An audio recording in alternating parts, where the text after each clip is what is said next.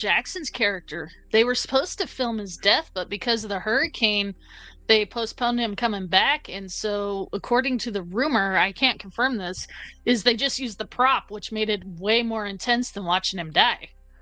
They have games that simulate like from his perspective, trying to like you play the game and you're in there trying to hide from the. It's like it's horrible. It's horrible. Anthony Rodonelli. It's me, Rondo. I don't know why I said Rondo like that. That's a catastrophe of language. Also, Herman, what do you mean open Daniel? Is that a request or no? That's my AI. Yes. It's like you ask him a question. It's like, can you trust the government? No, automatically, just right there. I kind of wish I could be there. I've read the book. Yeah, well, John, I know you have a crazy work schedule, but if you have time, I'll let you hop on, man. Just let me know. But yeah, so who here has read the books? Daniel, you've read the books. AC, did you read the books? A little. I've checked them out. I haven't read them, but I've like Michael Crichton has such a way of he makes these bigger scientific ideas so digestible. It makes you feel smart when you read them. At least that's how I interpret Daniel G. Yeah. One of the before you do the synopsis, let me just fire off all these differences quick. Yes. In the book, Ian Malcolm dies. Dr. Henry Wu is naive and killed by raptors while trying to help. In the movie, he survives and leaves the island. Dr. Muldoon in the book survives. In the movie, has the clever girl death. He's like, oh, clever girl. And because of this movie, that shotgun became almost unaffordable. But as Billy said, though, Robert Mundy, the guy who plays him, the only reason why he got killed off was because he was fighting cancer.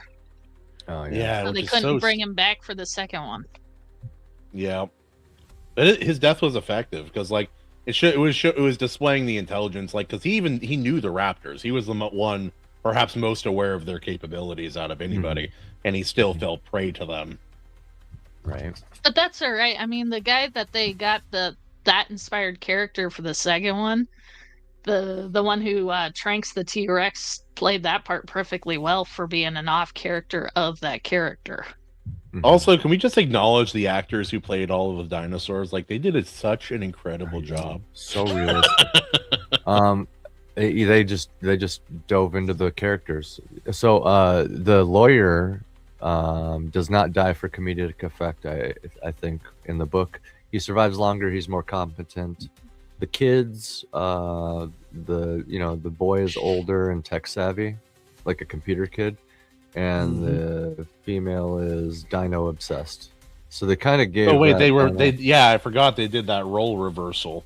Yeah, but it also led to that great, definitely didn't age poorly, hack the planet scene at the end of the movie. That was fun. I'm like, that's how networks and computers work. Yeah. Alan Grant already likes kids and is more rugged. Ellie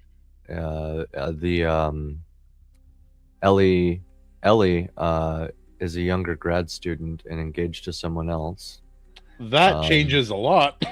Yeah, the plot and ending in the book, it's darker with mainland attacks already happening. Raptors stowing away on a supply ship. That sounds like something they would do. Right. An extra character dies gruesomely. A second raptor siege at the lodge. Dang.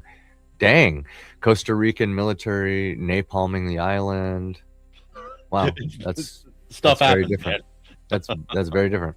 And then dinosaurs. In the book, they use Stegosaurus for the sick dino scene. Okay.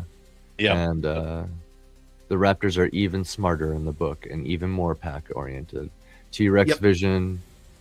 The T-Rex vision explanation is different in the book. The T-Rex vision is one of the main reasons I, at a young age, stopped trusting science. Because when I was very young, it was like Jurassic Park. It's like it had terrible vision. It could only really track movement. And then they were saying it had feathers. And then they were saying that it was It was like basically a giant vulture. I'm like, nothing that big is a vulture. And now they're like, oh, by the way, it not only did it not have bad vision, it might have had the best vision of any animal in the history of the planet. I'm like, I don't trust anything you say now, science. We'll just have to see. Well, okay, so my argument with that is, one, we know absolutely nothing about the creatures. They only know this comparing what they can see from the fossils to the creatures nowadays. It's like, how do you know about their eyesight? Well, look at the bones. Oh. But that's one thing that drives me nuts about that new Netflix documentary. Sorry, little weird thing. Is they have all these hypo scenarios that they're trying to pass off as real when you have no idea if that's actually how that happened. It's all just educated guessing. And, that's a great argument, Maji, but I was pooping on science, and you're not going to ruin that. So, no. Oh, I can poop on science. I think I have a little piece of paper that says I might know a thing or two about it. It's not a grand piece of paper, but definitely a small piece of paper. Yeah, no, there's a lot. Like, also the scene in the most recent Jurassic Park film from the river with the T-Rex, that was stolen out of the first book as well. And it makes sense because that's one of the best scenes in the entire film, obviously. Taken from the first book so many years later. But here's a question, because all three of you have written books now, especially you, Maji. Congratulations. We're still working on getting the final one out. No, shush. It's there. The book is still done, so it counts. It counts. It counts. Right. It counts. It the counts. 1, 2. Anyway, here we. Don't make me do it again. I'll do it Please again. Don't. I imagine, like, you see a movie like this, you're like, this is the kind of how would you feel about an adaptation like this of one of your stories? Things are different, but it's received really, really well, and it becomes one of the most beloved films of all time. How do you feel about that? I'm weird, but I only have one story. I don't, when I'm thinking of books and stuff, I don't mind off adaptations as long as they're respectful to the source material. Like Jurassic Park, this movie turned out fantastic while still saying plenty true to the original, but at the same time being different. Same with Lord of the Rings. Peter Jackson's Lord of the Rings has a lot more stuff added, but he went back to the way Tolkien did things and would always double check and make sure if that's how Tolkien would do things. To an extent. And this is where Daniel will totally disagree with me. No, not totally. I understand why it was done the way it was done logistically, because it's a film and it's being produced by a company. Their purpose is to at least break even, if not turn a profit on the damn thing. But if it were me, to Kahuna's question, no. It's either going to be true to the source material or it's never going to happen. See, and that's probably why I will never break out in the mainstream film. See, what would happen, Daniel, is they would age her up. So she'd be like 16, 17. And like, say, G Sedai, for example, they would age her up. Which... Should I tell him? What was that? I said, should I tell you? You can tell me. Go ahead. She is. Oh. What? The whole purpose of the setup from the first book is that she is dressed and made up with makeup to appear as if she is a child. Okay. Maybe it was just because of how she acts also. I just assumed she was younger still. You got me, you son of a gun. Okay. That's why her personality shifts in the second book and starts to solidify even more in the third one. Yeah. Nope, it tracks now. It tracks. Oh man, that threw me off. Anyway. John, good. That was the point. Also, John brings up, one of the best scenes in the book is when they realize the computer isn't counting the total number of dinos, only the expected amount. When they learn the true amount, it hits like that's a good, yeah. Creighton was he was so good at having, like, leading you down Like, you have all these branching paths of what the mystery could be, and then he'll hit you out of nowhere with a small detail that you might have just missed on the way there. But what about all of you guys? Who here has read Crichton quite a bit? I've read quite a bit of Crichton, so I'm curious. Only a little. I have. Mm-hmm. Yeah. Kahuna, before we get carried away, you should hit us with that synopsis.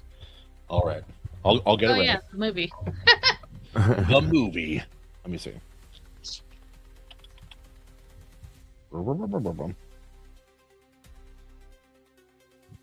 On a remote island of Costa Rica, wealthy entrepreneur and bioengineering magnate John Hammond has created Jurassic Park, a revolutionary theme park featuring living, genetically engineered dinosaurs cloned from the prehistoric DNA extracted from mosquitoes preserved in amber. Before the opening to the public, Hammond invites a group of experts, a skeptical paleontologist, aka Grant, a paleobotanist, Sattler, a chaotician, mathematician, Ian Holmes, and a lawyer representing investors to tour the park and endorse its safety. He also brings along his eager young grandchildren. The visitors are awed by the sight of the Brachiosaurus, Triceratops, and other majestic creatures in their enclosures. However, the perfect park unravels during a tropical storm when disgruntled computer programmer Dennis Nedry, he sounds like a computer nerd, shuts down the entire security systems and fences to steal dinosaur embryos. This causes a catastrophic power failure, allowing the dinosaurs, including the ferocious Tyrannosaurus Rex and the intelligent Velociraptors, to escape and go on the hunt. The group must now fight for survival as they try to restore power, evade predators, escape the island, find love, become parents. It's a great time. Heck yeah. And that is the official synopsis. Praise be to the gold bloom. I heard that in his voice. That's pretty good readout. Yeah, no, he did. Yeah, no, John Hammond died of compies in the book, which is much worse than him just sadly admitting his failure and the failure of the attempt to play God in the movie. I think that's more profound, to have to live with your failure rather than simply die because of it. I don't know. How do you guys feel about that change? I played Ark Survival. Dying by a pack of compies suck. You died to compies? That's basically just a two-legged iguana. How embarrassing. Low level stuff. Noob. It's all low level, but when you're going up against 100 of them, it's not really 100 of them, but when you're going up against a pack of them, yeah, it kind of sucks. This is like one of those weird prompts. It's like, would you rather face one horse-sized duck or 100 duck-sized horses? Right. Duck-sized horses, man. I just kind of want one. Just kind of want like one duck-sized horse. You're like, I wouldn't fight it. I would just keep it as a pet. I would just run away with one of them. Yeah, that's why they're chasing me to begin with. I stole their queen. And while this is my favorite Steven Spielberg movie, as far as the books go, Michael Crichton, it's not my favorite Crichton book. I really like Sphere is really interesting, but I really like Congo. The Congo movie is nothing like the book. It completely ignore it. Like, they tried to redo the thing they did with Jurassic Park with Congo, and it failed horrendously. But the Congo book is incredible. It's really, really, really good. Yeah, compies are the goblins of the dino world. What was that, Daniel? It's an agreed. Congo, the book, absolute masterpiece. Thank you. Everybody was always talking about like the Andromeda strain, or even like some of his other ones, or even like the weird ones like Flight Risk, which is also Flight Risk tries really hard to be an interesting book, and I think he wrote it as interesting as that premise can possibly be made. But yeah, that one gets a little dry after a point. I'm like, all right, I can only hear so much about computers on planes, guys. And then the ending of that one is really funny, because this is like, oh yeah, of course, human error. Why didn't we think of that? Billy Judd, Kathy Bowman. that's kind of my argument with most Crichton stuff, though, is a lot of the time it turns out that the twists were just basic stupid shit. I think sometimes it works better than other times. Like in Jurassic Park, it's like, oh, it was sabotage, that's why it failed. But also that kind of weakens the argument of the book, which is, oh, man shouldn't play God. Well, I mean, playing God was the first mistake. Yeah. Just not the one that it was not the quintessential in the moment mistake. It was the overall mistake. Yeah. But again, I do think like the idea of human greed, it makes human greed the main antagonist rather than the folly of the quest in the first place. Or at least I think it weakens the argument a touch, perhaps. At least that's my opinion.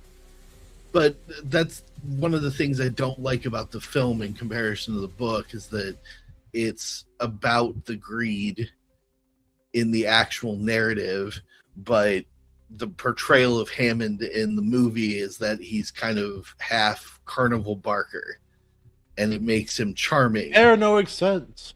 And he's like in love with the project and loves his grandkid. Like in the book, he does not love his grandkids. He's kind of upset that they're there, if my memory serves me. It's been a couple years since I read that book.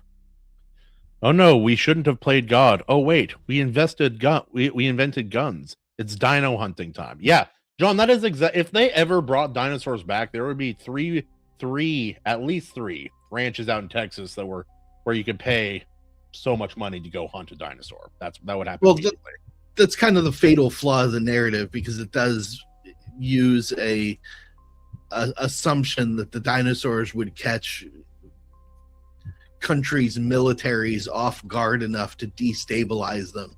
They're dinosaurs. That would work for like 2 hours, and then it would just be on the news. Yeah, a bunch of genetically engineered dinosaurs from this amusement park got out. Anyway, the Marines showed blew up. them away. Yeah, the Marines showed up, and they started using them as target practice for a 20 millimeter. The Marines standing on them like big game hunters.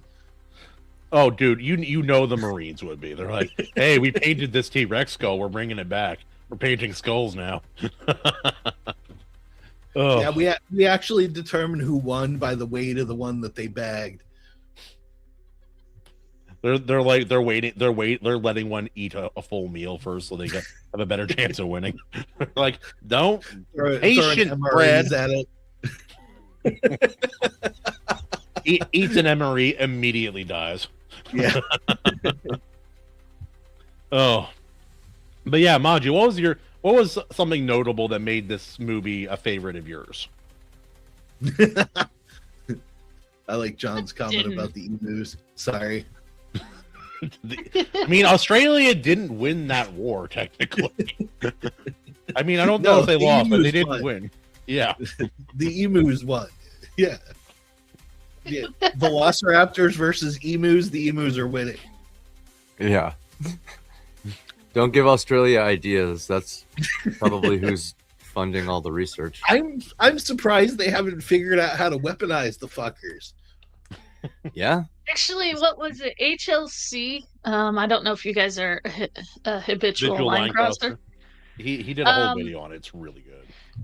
Not only that, but he has this skit where he pretends to be countries and weapons. Mm-hmm. And one of them was Australia went to talk to America, and he's like, "No, Australia, we haven't figured out how to weaponize all your venomous characters yet." Yep. And he's like, as a side note, we don't know if that's actually real, but knowing US, it wouldn't surprise me. We've used animals for warfare a lot. A lot of countries have. Like, nobody ever talks about, like, because they didn't use it, but like they were going to use bats to firebomb Japan, and then they're like, "Hey, we also have the nuclear option." Like, maybe that the original torpedoes was actually pigeons. Yep. The original torpedo homing systems was pigeons pecking at the pictures of boats that they were trained to recognize. Let's not leave out dolphins. We don't want to leave out dolphins. They dolphins are too smart. Yeah. And horny. They'd probably just try to, rut the damn missile. I think this goes all the way back. Like animals have always been there, man. Like even in World War I, right? You'd send some animals across the minefield, you know? Sorry, Well, never. is it Cambodia? One of those countries, I just read something that they train rats to detect bombs that are planted in the ground, like mines, because they can smell the powder. Never trust an emu. The inferior emu lives only to be hated. Well, I mean, I believe it was the Russian army actually had a bear registered as a soldier. Yeah. At one point. Yeah, my favorite bear in history. It might have been Poland. It was one of those European countries. It wasn't Russia, but it was one of those countries up there. Yeah. But the thing ate cigarettes. Like they bribed it with cigarettes. Like the thing would bring it. It would bring them ammo and stuff. Like it survived the war. It sounds like one of my workers actually. We pay it. We give him cigarettes. He brings us ammo. Well, one of the reasons why it's illegal to own a crow was because, not only the migration treaty, but because the crows were being trained to steal money. Yep. Yeah, and they're really good at it. There's this person. That's hilarious. There's this person on Reddit's like, yeah, people keep on feeding the animals outside of our restaurant, and there's this one seagull that just won't leave me alone. He attacks me every time I go out. It's like, what do I do? I'm like, I can think of about 8 things you could do, but it's called 9mm. Yeah, that would be my first choice. I do know some guys who gave laxative-filled food to seagulls at the beach once. I have seen that happen in real time. It's awful. It's awful. It's awful. I wouldn't wish it on anybody, actually. If it's within city limits. I kind of wish, Billy, that they left that scene in there because they show him throwing his bag into the long grass. I kind of wish they showed him actually getting killed. Yeah. I think they were trying to ride the line of not being too graphic for kids, and in some ways, the imagining it was worse in some capacities. Well, most of it was alluded to. Most of the kill scenes were not very graphic in the original films. No. And in some ways, I think that, again, in some ways, because of limitations with technology and such, there's the reason this film looks as good as it does, partially is because they knew when to use restraint, and that's such a valuable thing, especially when you're developing technology like they did with this movie. The amount of work they had to go through, this movie was almost claymation.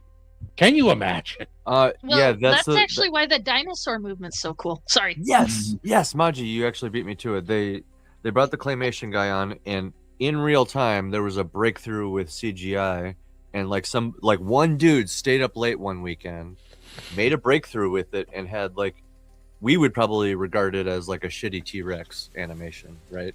But then he brought that in, and it happened to be when Spielberg was there, and Spielberg's like, hold on, wait, show me what you got. And he's like, yeah, this is what we're doing now. And the claymation guy was there too. And so they basically kept him on as the animal movement expert. So then you get the best of both worlds, and it's really that very, very unique.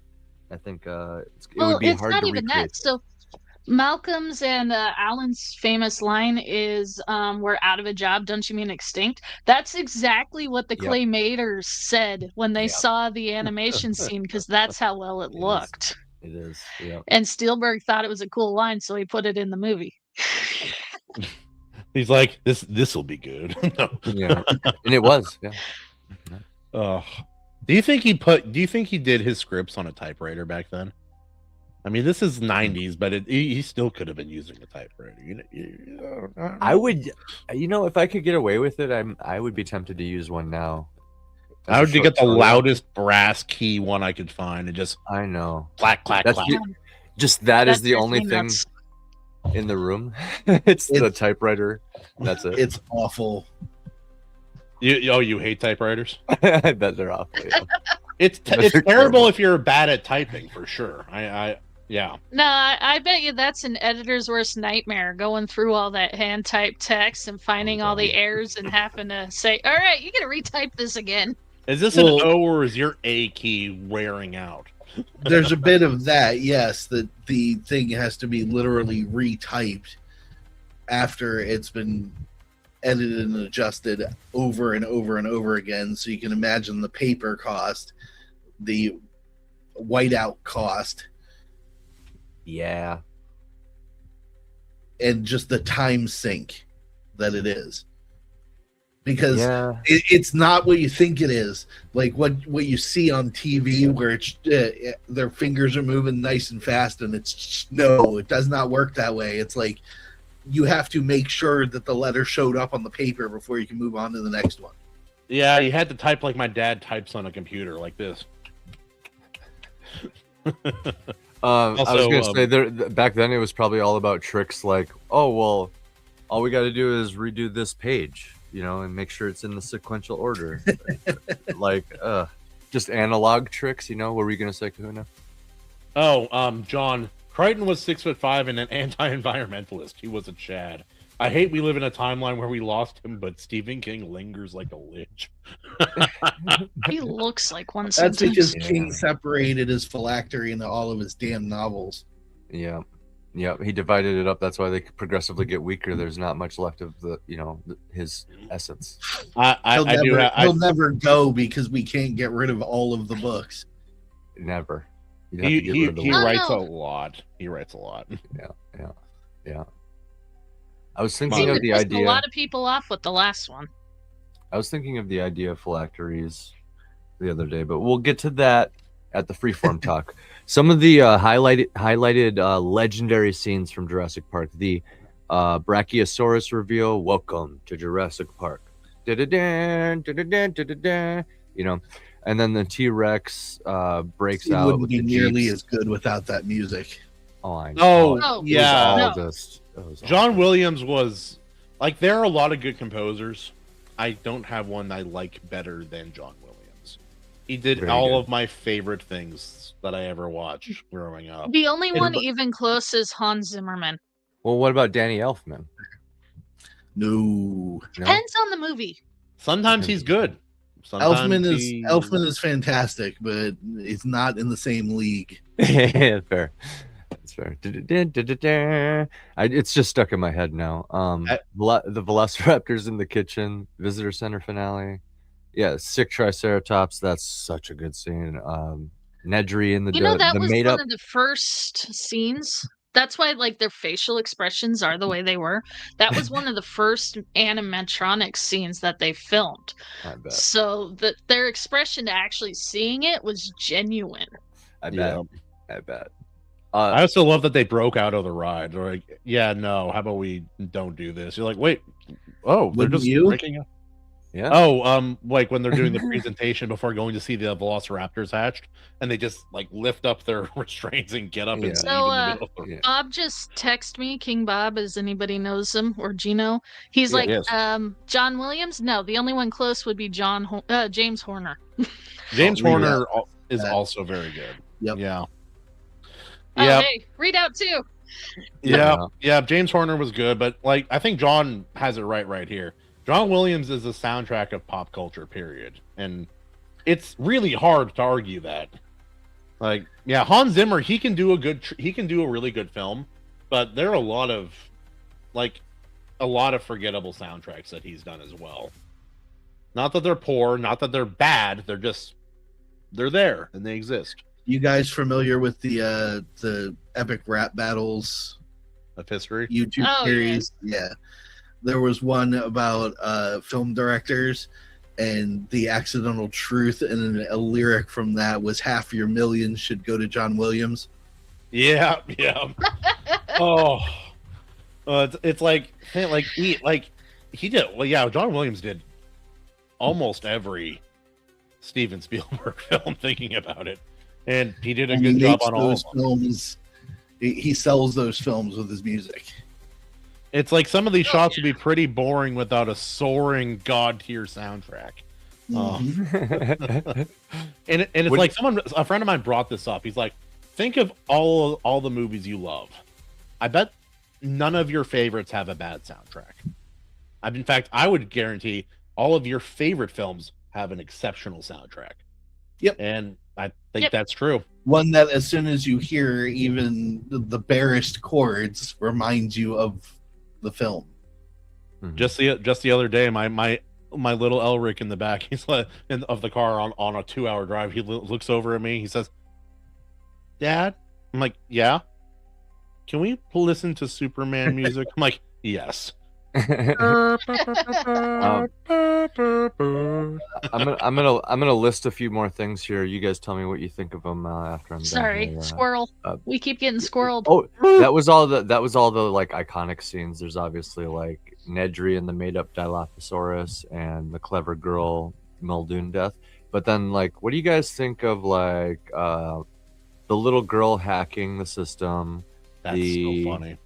Final T-Rex appearing in the visitor center just out of nowhere.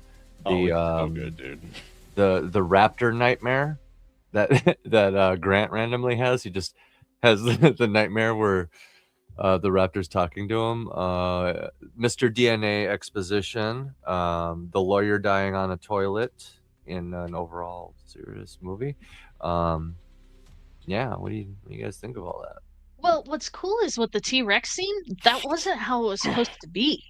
No, Right. no. Right.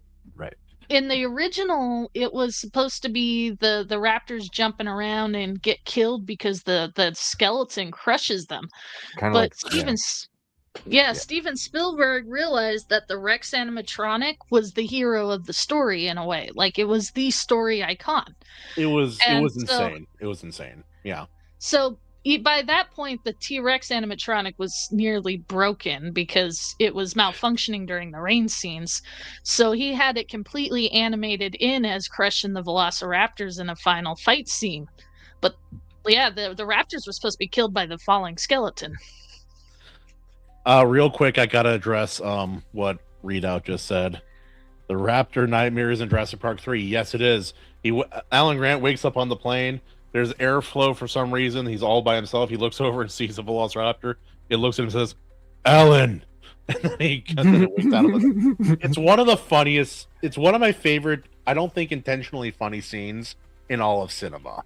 It's so funny, dude. That list I rambled off was the most hated scenes in Jurassic Park.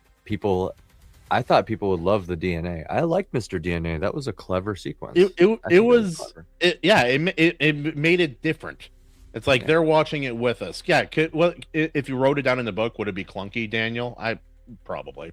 It's Very pages of clunky. exposition in the book, is it not? It's like multiple pages of just hard, blocky exposition because that's how Crichton Like, is. Right? what if we talked about True. science? But in the movie, they have visuals and they're commenting on it, and so you almost feel like, oh, the characters are watching it with you, so it's more fun in that More way. natural the way that the film did it. Yeah. I agree with John on this one though. The suddenly appearing cliffside, because the goat is on flat land when it's brought up, and then when they push the car over, which is next to the goat, when the goat pig lands on it, there's suddenly a cliff. Yeah, Katie commented Don't on that too. question Spielberg. You don't question Spielberg, man. There's a couple things like that. Also, like in the end scene, like the Velociraptor is getting ready to jump, and it's so tense. It's so well done. How did the T-Rex sneak up on them? It got into the visitor center. It was like mid swing. It was T-Rex is so clunky. Yeah. I'm like, Sudden, it's one of those things. I'm like, this doesn't make sense, but I don't care. It is so Be good. very, very quiet. yeah, and suddenly They're there's no. hunting the Velociraptors. Yeah, exactly. Yeah. And suddenly there's no. Oh, It's just there. Yeah. But the movie does so, like between sound design, the motion of the camera, everything in this movie, when it's trying to build tension, everything is working in concert. Like the T-Rex escaping the paddock scene, one of the most tense, like best scenes of that kind in any film. Way better than any other Jurassic Park movie. I'll tell you that much right now. And it was John's right. really, really good. John's right. Ninja Rex. No, there is a hole in the visitor center with a tarp over it. Oh, I know. That But they I'm couldn't visually hear it. see. It's a really soundproof tarp, guys. That's blowing in the wind. It's fair, very yeah. soundproof. Hey, the hole in the tarp, that's fine. Or That's even the fine. beginning of the film with the Velociraptor, like they're trying to release the Velociraptor into its new enclosure, and oh no, it has the guy, and Muldoon's like, hey, like this is how, like, hey, we have to shoot this thing. It's killing this guy, and the choice, they don't shoot it, and so like that kind of immediately sets up, oh, so this is how this can all go wrong from the very, very beginning. It makes all the scenes later that much more tense. And like, honestly, the T-Rex is built up, but not like the Velociraptors. You have like multiple scenes talking about how intelligent they are. The feeding scene and Muldoon, the expert, like being spooked by them, basically. And yeah. And then the reveal of, it's like, well, not if they can only get in there if they can open doors. I'm like, oh. They can. In the film, the T-Rex has the Godzilla effect. It does. Yes. Yeah, effectively. But it's so but when good. you're as cool as Godzilla, you don't need a reason. This is Exactly, which is why it can sneak up on things that would have sensed it coming a mile away and run. I do love the difference between American Godzilla and Japanese Godzilla. It's like Japanese Godzilla, this represents the atomic bomb and how science is dangerous and how we wish there were things we could unlearn and how a government hiding information is dangerous. American Godzilla, what if he was our friend? He's the king of monsters, bitch. He can be whatever he wants. It's like he's the king of monsters, which means he's the best. Obviously, America's the best. Godzilla is our friend. That's how. Also, American you have to Godzilla consider is. that the American film version is all badass and reptilian and angry looking, and the Japanese version still has googly eyes. Well, okay, so the newer American version is more of a bear design because they learned their lesson from '98 Godzilla, making him an iguana, and Japan totally annihilated that one. Like, what if we Because animated that movie was American awful, Godzilla and we being don't killed? need to talk about it. Oh, I watched it again recently. I can't believe it used to be my favorite film when I was 10. I'm embarrassed by 10. Oh yeah, we're getting sidetracked. John's right. We're getting too squirreled. I refuse. We started talking about Godzilla. It's my favorite subject. I know. Trust me, that was I'm like, we could watch all the Godzillas, and they're like, no, too many. Yeah. Also, Welcome back to the Godzilla discussion. Go ahead, AC. Oh, I was just going to say there's a lot of really cool symbolism, like the park itself. Obviously, it's like unrestricted capitalism, commodification of nature itself. It also looks like an embryo if you look at the design. Ooh, nice. Yeah. I didn't notice that. Hammond's flea circus memory, he's basically doing a flea circus. And in that same vein, his whole grandpa thing. So it shows like the whole parenting and responsibility, right? In the midst of it all kind of folds in on itself here nicely. And then there's the more direct ones like the banner falling when dinosaurs ruled the earth. I believe that's CGI added in post for the dramatic effect. It looks so good though. It does, yeah. It's iconic. Birds seen from the helicopter at the end, implying that dinosaurs never really went extinct, is kind of one of the main themes. They're birds. Mm-hmm.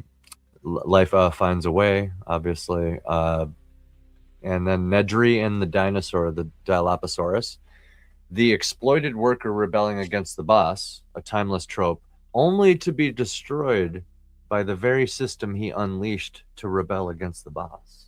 Yeah. I once saw a guy nail himself in the hand with a nail gun twice in about a week and a half. It felt a little bit like that. Oh my goodness. Oh, we have Mr. J-Rod himself. I bet he could punch a T-Rex. Hey, what's up, Jared? We call that workman's comp,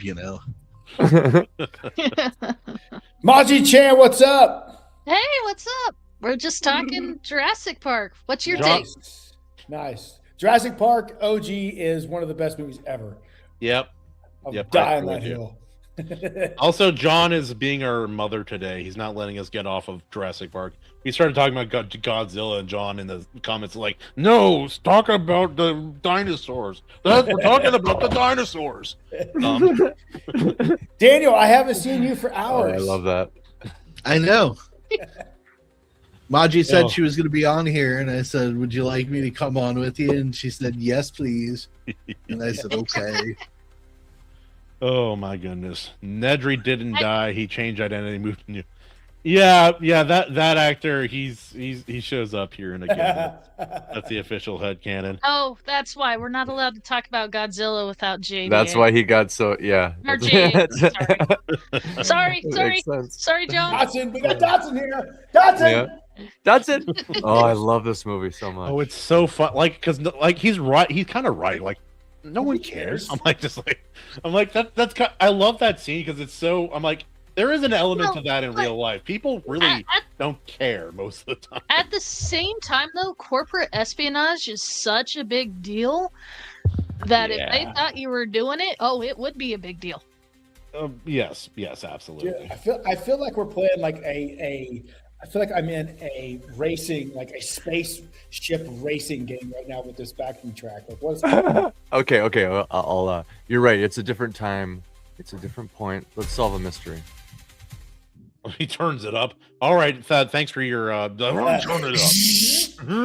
Yeah. Make it louder. I put on solve a mystery. We're gonna do a brain blast. And Chrisman, you're so on point with that because the name of the song is Galaxy Quest, and I named all of these tracks off of vibes. I named them off of vibes. Just vibes. Just vibes. That's perfect. That's perfect.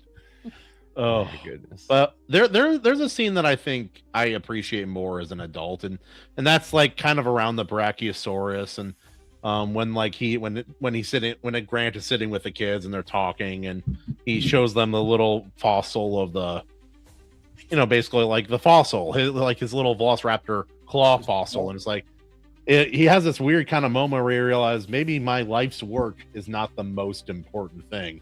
Partially by the fact that now they brought back dinosaurs, which are real and not fossils, but also like, these kids, this may be more important than all of that. And I really like he ends up throwing the claw down on the ground like it's no longer worth it doesn't mean what it once did. And I really like that scene. To use AC's symbolism, it's a representation of him being focused on the past as his profession and then the future as his life. Yeah.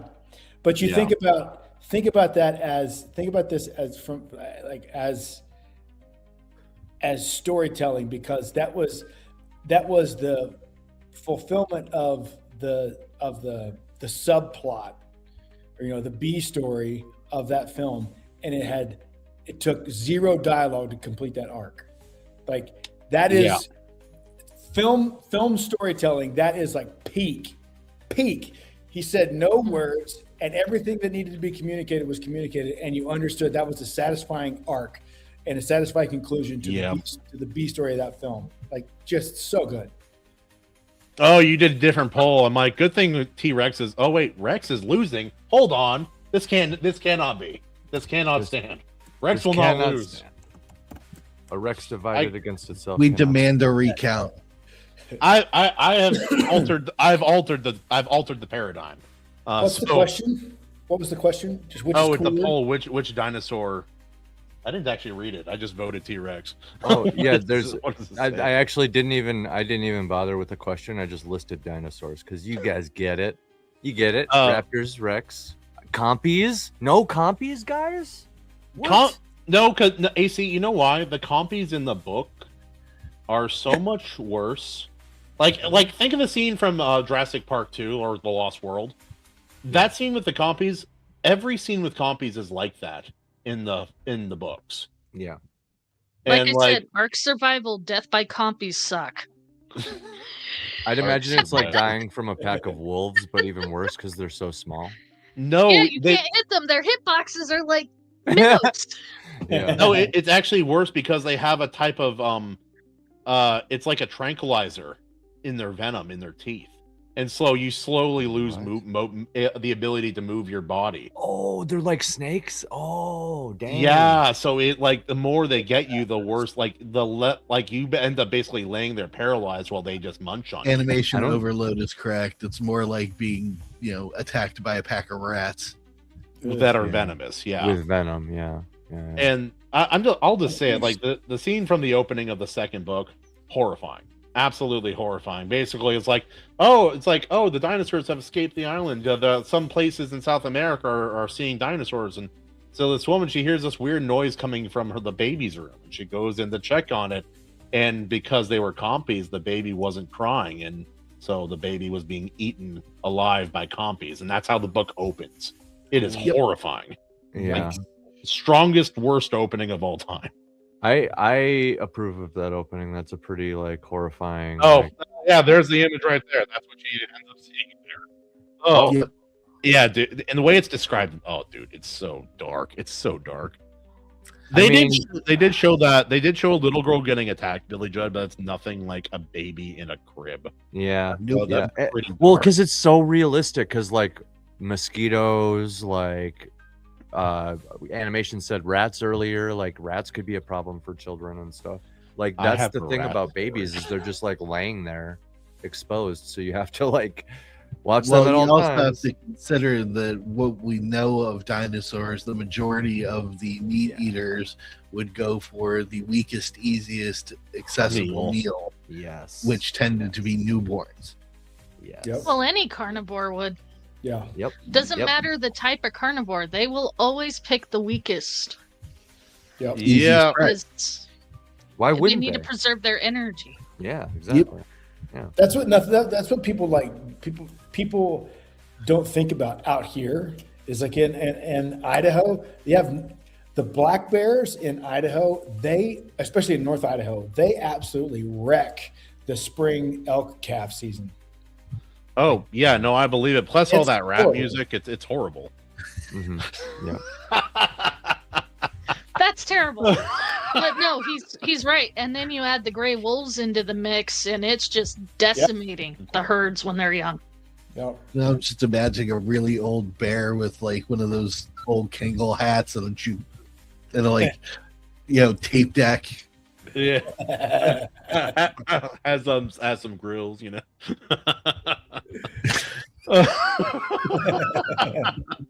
I'm sorry, guys. I don't know what I prayed to God to forgive me for all the things I'm about to say before we started. So here we are. Oh, dude. And also like that's a question. What were the best Velociraptor designs? I think number one is they're really good. 1 is good, but 3 is more accurate. The problem with Jurassic Park 3 is so boring. I always fall asleep during it. Jurassic Park 3 is weird. It has brilliant things, and then it has boring, slow, not great things. And also, like, I've never been afraid of a cell phone, of a satellite, or like a ringtone until that movie happened. Don't change the subject, John. What did John say? I missed it. Rat packs, baby eaters, wolf packs. Are we still talking about Jurassic Park? we're talking about chaos. We're talking about world eater space marines. That's what we're talking Malcolm's about. chaos theory. Come on.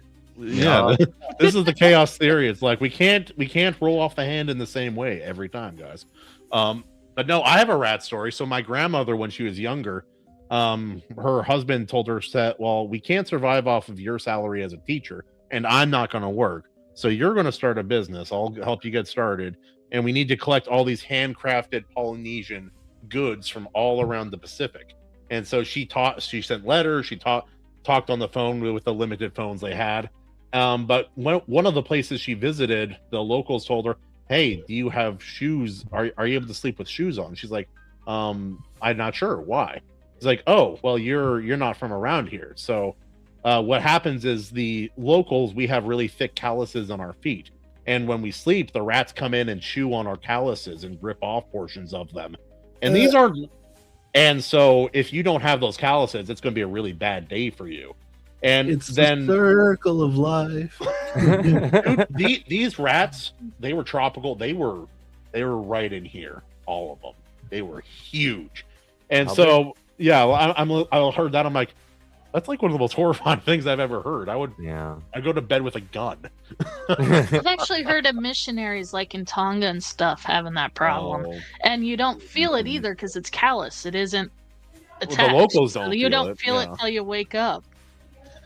Oh, dude, And it's then so there's And the bad. New stand on York it. rats that just steal your Nikes. Then we got the other kind of rats. They just try to sell you fake watches and The ones in Paris, What about watch? the ones that hang around the Eiffel Tower, those rats. another squirrel moment, but like the sundial salesman in Hercules. Want to buy Yes. a sundial? Oh. Oh, Turok. Also in Classic. Jurassic Worlds, the military guy's like, we gotta weaponize these animals. Yeah. And the main Dude. character's like, you can't. They don't listen. Yeah, but if you could, it would be pretty sweet to ride a velociraptor in a battle. Dude. I'll say this now: if dinosaurs were created like in the way of Jurassic Park, the U.S. would do them. You Oh know yeah. Yeah. They're See, okay. probably trying as we speak.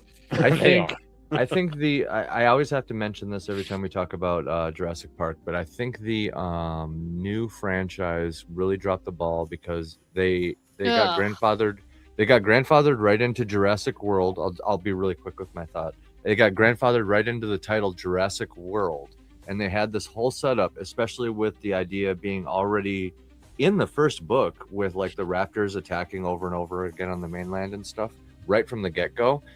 You could literally create some sort of and they had the example of The Walking Dead before them and the whole post-apocalyptic craze. You could take Jurassic World and make like a post-apocalyptic one where it's literally Jurassic World. The world has like ended, infrastructure, and you could rationalize any reason like a solar flare, like any hand wavy reason, like Solar flare, humans theory, right? That's done that. Yep. Chaos Dinosaurs theory, right? back. Very good. So like Jurassic World, where it's literally this.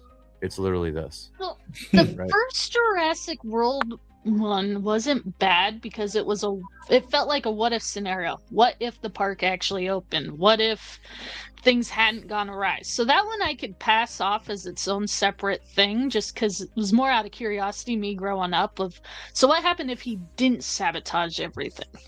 But then it got stupid with dino mutations It got so and stupid. Yeah.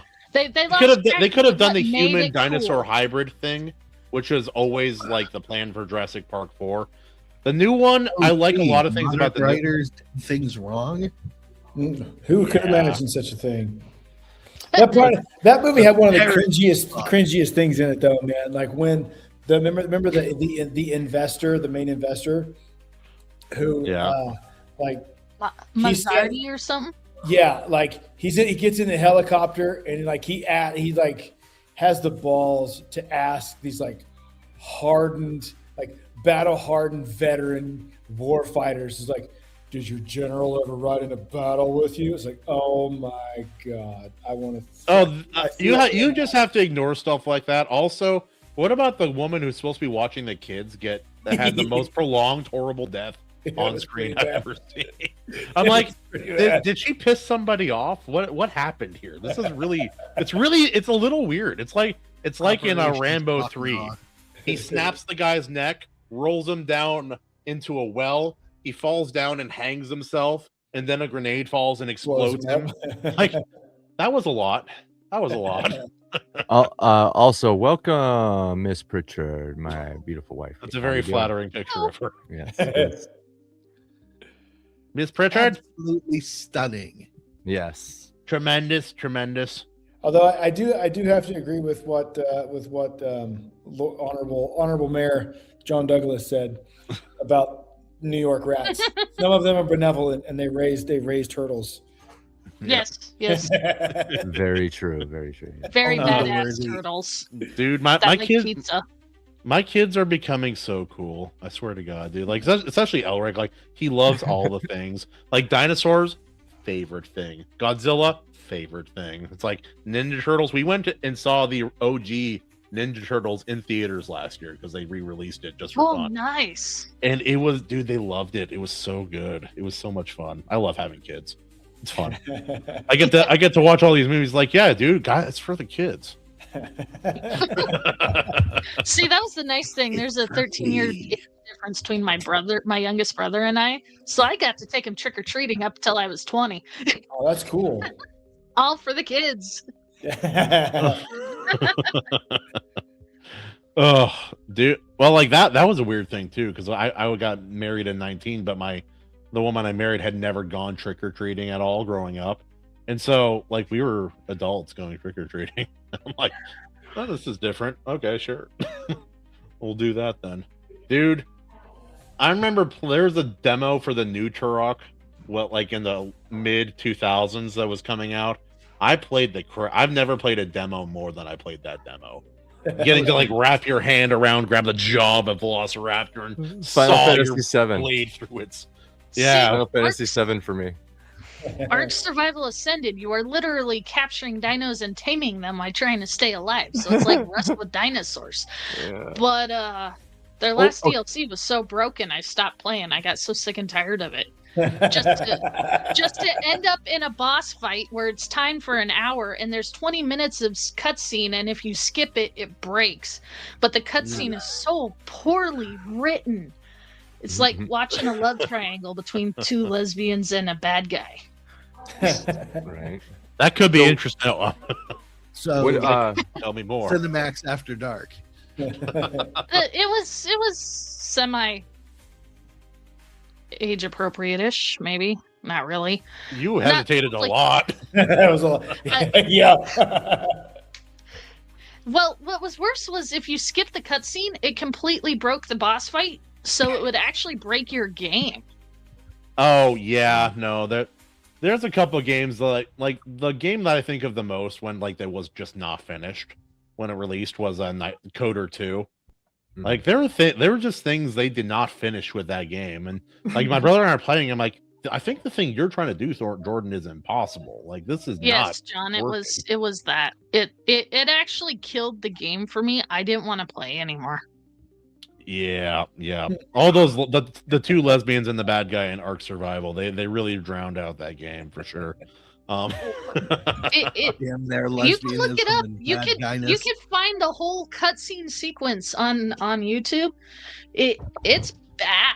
And then the whole time you're fighting the boss, she's whining about trying to find her true self and remember her love. Yeah.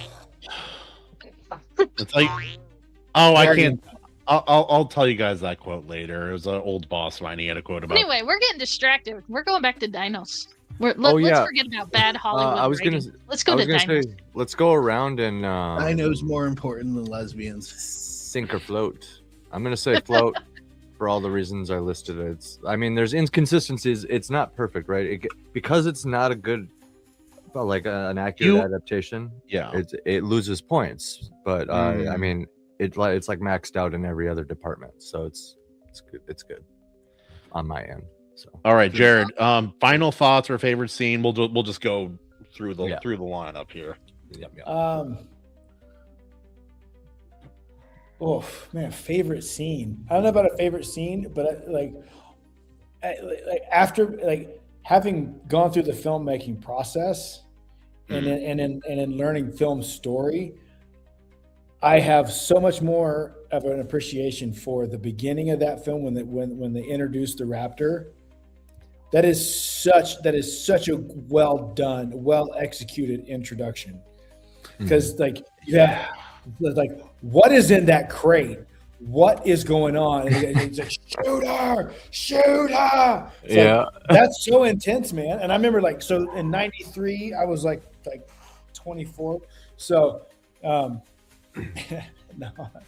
how old was I in '93? 93, I was 15. So I was awesome. I was going through life's swimming lesson in '93. I didn't exist yet. How about that? you were still a twinkle in your daddy's eye. Yep, that's it. But no, that intro scene with the raptor in the crate and the dude getting eaten, that's such a well executed film intro. Scene. So that's. For right now, I have to give that scene a lot of props. Mm-hmm. And this ship, this is a sky ship for me. Like Jurassic Park. It's honestly one of my favorite films of all time. and like it's easily my favorite Spielberg film. I can't say easy because there are a lot of good Spielberg films. Dude, the John Williams theme in this though, shut up! It's so freaking good. It's beyond. My cousin walked down the aisle to a piano rendition of the theme from Jurassic Park. We are big about dinosaurs in my family. Done. Oh, yeah. And then she had like dinosaurs just like on the trail because there was camping available if you wanted to camp. It was fun, dude. It was a fun wedding. Let's hear John. John has been really into the dinosaurs. May be his tism. Let's hear. Favorite scene is the first T-Rex attack. It's everything. That scene. The dynamics, the tension, how everybody's actions weave together to lead naturally from one event to the next. It's a beautiful, brilliant film. Yeah. Cool thing about that scene is when he busts through the car, the animatronic wasn't supposed to do that. He was supposed to hit the glass and stop, but because he malfunctioned, he busted through the glass. Those were screams of terror from the children because they weren't expecting that. And then Steven Spielberg left it in because it was too cool. Yeah. Got it. Those kids are really screaming, huh? Happy accidents. Yeah. It was because the rain. What did they call him? Spooky or something? AC, I sent you the nickname for him. I forgot what it was, but yeah, the crew actually nicknamed the animatronic T-Rex because he kept glitching out and moving on his own because the water was just frying his circuits, and so he'd like randomly turn on Twitchy. Was it Twitchy? I don't remember. Yeah. He had some kind of weird name, and he would randomly turn on, randomly move, and so yeah, them busting through the living piss out of me. I'm sorry. Him busting through the car was an accident.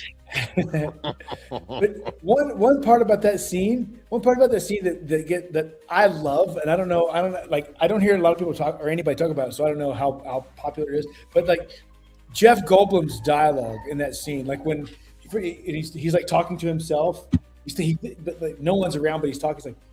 He's like, "That's chaos theory. That's an impact tremor. I'm fairly alarmed here." Just having this conversation. No one's around. I'm fairly alarmed. The acting felt so natural from everybody in this movie. But I'll say my final piece real quick, and it's a Skyship, one of the best films of all time. Appreciable and enjoyable on every level, whether you are just there to turn your brain off and enjoy it's like dinosaur good, music good, or it's like, wow, the park is designed to look like a human embryo that's been has a seed planted, or like the how the dinosaur image looks like an ultrasound, the whole thing about like being a parent. On every level, this film succeeds. It makes you ignore the fact that there's no living animal that could go through a full 1.5-inch steel cable. There's no animal that could ever do that. Anyway, that was the name of the... Sorry, I have the alarm going off, and I'm just like in a snowstorm trying to get through Minneapolis because I need to put the oil pressure sensor in still, so it just like has this really loud dinging, and I had to keep stopping. So when I'm like going, it's fine, but yeah, I didn't want to subject you guys to that. Well, while we have you, what did you think of the movie? Oh, it's a classic. Yeah. We saw that in the drive-in when we were kids, so it was pretty cool. Heck yeah. Yeah, I miss drive-ins, you guys. What happened to them all? Bring them back. Yeah, they just shut down Valley High well, no, I think there's one in southern Minnesota, but the last one you could like bring your dogs to and like grill at and all kinds of stuff like that. They just stopped doing it. I don't know. I think since we have been married, so like in the last few years. It's really sad. Dang. Well, shucks. Do you say sink or float? Oh, definitely float. All right. Awesome. What about Daniel? Daniel, what do you think? Definite float. Got a float. Maji, obviously. My personal favorite scene was the suspenseful water scene with the stomping. Yes. Yeah. Dude, they had to do so much specific stuff to get that to ripple correctly. Like they had a crazy sound system underneath of it. They were physically trying to shake the car. They like tried so many things to get it, and it took like a really crazy setup, like right underneath the cup, to get that specific scene. So like a guitar string flicked directly underneath. That's right. That's right. Yep. And then they had to like pull it right to get the vibration. It was something like that. Yeah. Wild stuff. Really good. Yeah. Maji, what do you think? Sinker, Well, right? yeah. If you were talking about the later Jurassic Worlds, yes, but the OG, oh no, that floats. It's the only thing keeping the new ones alive, to be honest. That is a fact. Okay, well, I think we have a consensus here.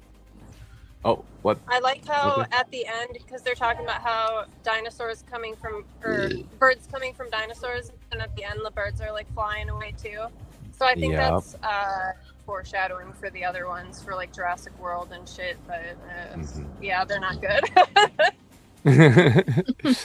All right, well, I think that's the consensus. We'll play this, and then we'll get on to some Maji talk and some other like storytelling talk. Stay tuned.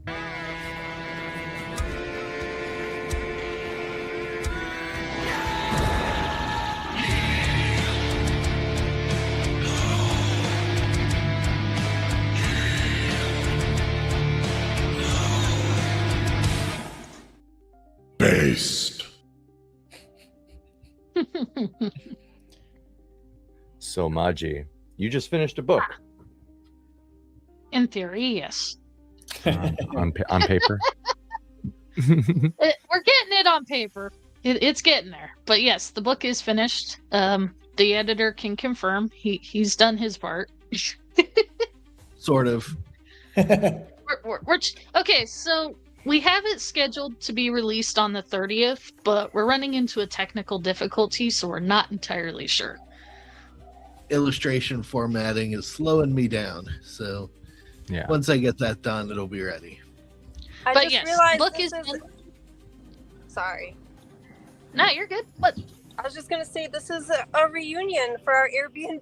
It is. Plus Jared. Yeah. Next one, Jared will be there. Hopefully. Yeah.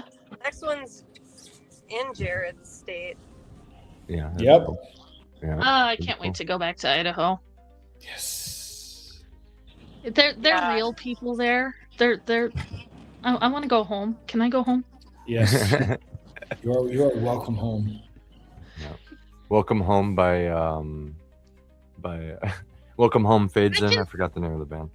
I can say that. I graduated high school in Idaho. I graduated college in Idaho. Idaho's home. Idaho, she's That's Idaho. amazing. Anyway. I didn't know that. Idaho is a Okay. mysterious land I have never been to yet. Oh boy. North and South are completely different. Should technically be two different states. Not as They much are as really Eastern different, versus yeah. Western Washington. Actually, more extreme. I just, I disagree, dude. Have you been to Southern Idaho? I can say otherwise.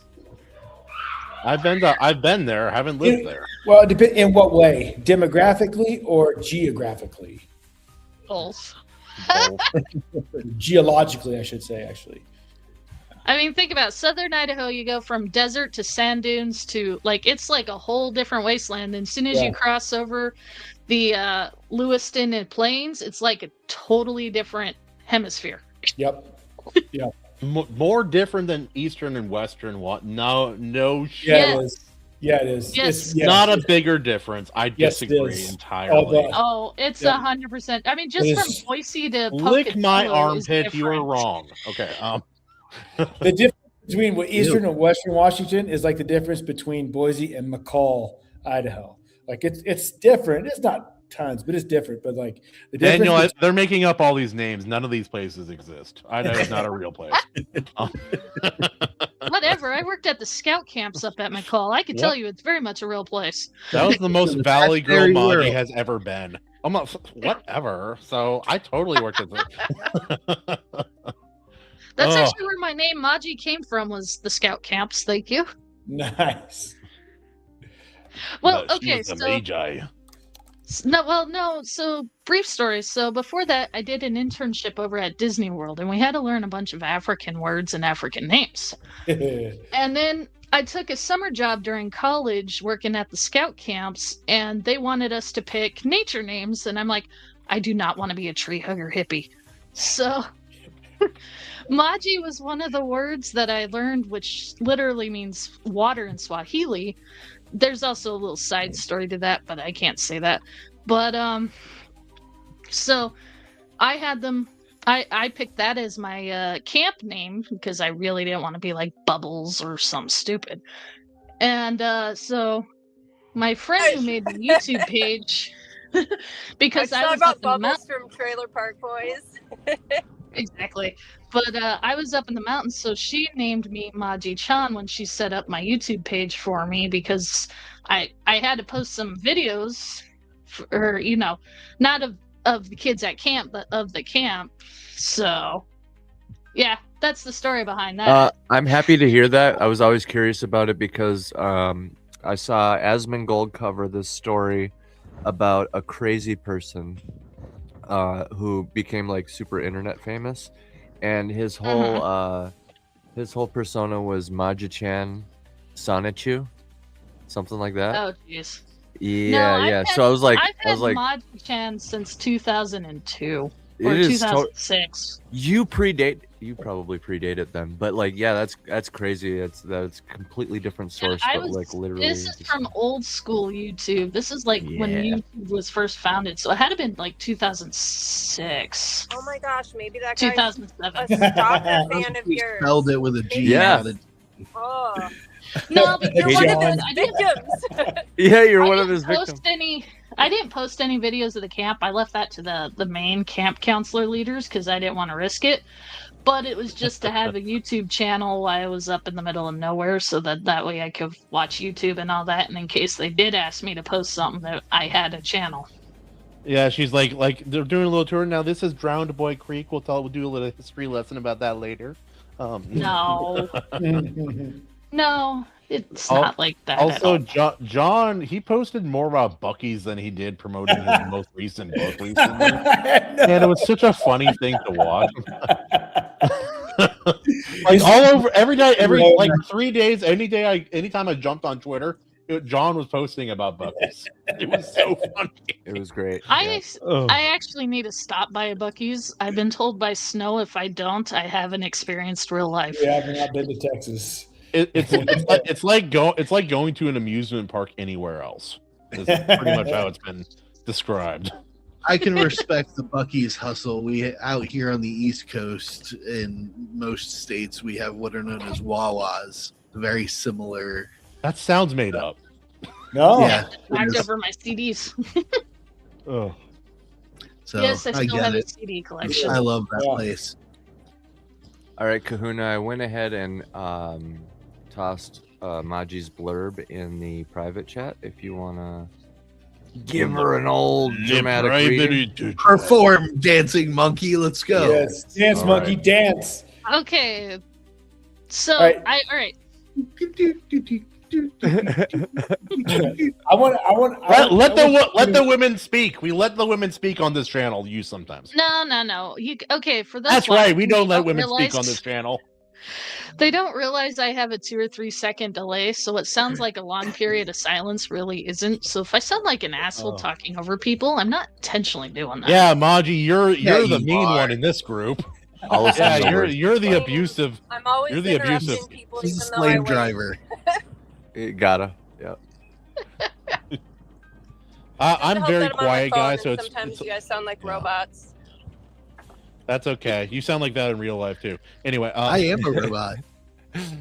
guys, you're ruining the vibe. Shh. Oh, jeez. I Like always ruin the danger. vibe. I want was the Kahuna best to example do of this that. in a Russian accent. Maji, Yep. do you want me to try this in a Russian accent? And you got to do it backwards too. Oh, I don't think he can read the blurb backwards, but you have fun with it. It's a blurb. And besides, given the context of the story, it's supposed to be fun and whimsical, even though there's a little bit of dark fantasy in it. A long Yeah. time ago, in a galaxy far, far away, When danger arises, heroes answer the call. And then there are these guys, Governor Reese of the Esquigor, who can't catch a break. Between diplomatic meetings with baffling minotaurs and arguments with spoony bards, a devastating calamity threatens not only his sleepy town, but also the world itself.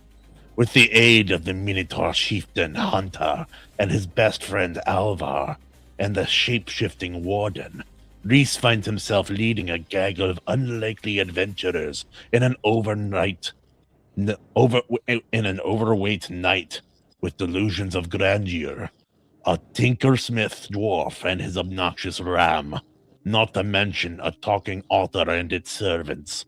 Together, these defenders of Esquikar face boiling rivers, treacherous mountains, and shattering earthquakes. When the devilish designer of their world's destruction appears, what began as a quest to save it becomes an epic battle of good versus evil. Join this ragtag band of adventurers as they risk it all in The Legend of Shilar. I don't know if that was Russian, but it was something. I'm so sorry. Kahuna, now you gotta read it in your best Cersei voice. Yep. Cersei And then- Lannister? Yep, and then after that, you got to do the pale orc from the terrible Lord of the Rings movies. Actually, I did give Kahuna a clip of redemption after the whole. Okay, I really, really, really, really hate Milking Farm. They are an insult to minotaurs, and that's just nothing but a smut. Brought it up. Way to tackle So, it head on. I love it. So I gave Kahuna a little clip of Minotaur culture without, grossness. Okay. I can do Minotaur culture. Let's What, be fair now. Women like to ride bulls. I mean, yeah. This I, is true. I lasted more than 8 seconds. How about you? Anyway, what voice would you like me to read this in, Maji? Out. This one is more of a father speaking to his son if he doesn't see him again. Okay. So serious. It's heartfelt. Do it right. Don't be a dick. Costume set. No. Don't be a dick. Yeah. So this this is Chief Hunter. Actually, That's bold. Vincent made this Literally. for me. It is. This is Chief Hunter and Lord Milak, River Lord of, basically the East. That's not Eastern Hunter. Rivers. That's Mr. Steal Your Girl. That's who that is. Mr. Milking Farm himself. Let's go. No. Let's He go. milks himself. Anyway, different kind of book. Okay. Silence. Hunter reached across himself and unlatched a small woven pouch made of cordage and twine concealed behind his war horn. He gently pulled on the edges, laying it flat in the palm of his hand. In the center rested a vibrant, smooth fire opal. Placing his empty hand underneath the otter, Hunter presented the stone. My son, though you are not of age, by my right as your father, I present you the very stone offered as a token of peace in our tribe's darkest moment. Much like you are now, when this stone was given to us, it was not ready. While you slept, I chipped away the edges, smoothing and polishing it into the tool I now present to you. You are young and have much to learn, my son. There will be times when you will struggle, feel weak. In those moments, please remember that our great father is molding and reshaping you. I, Chief Hunter, name you Lightning, one among our people.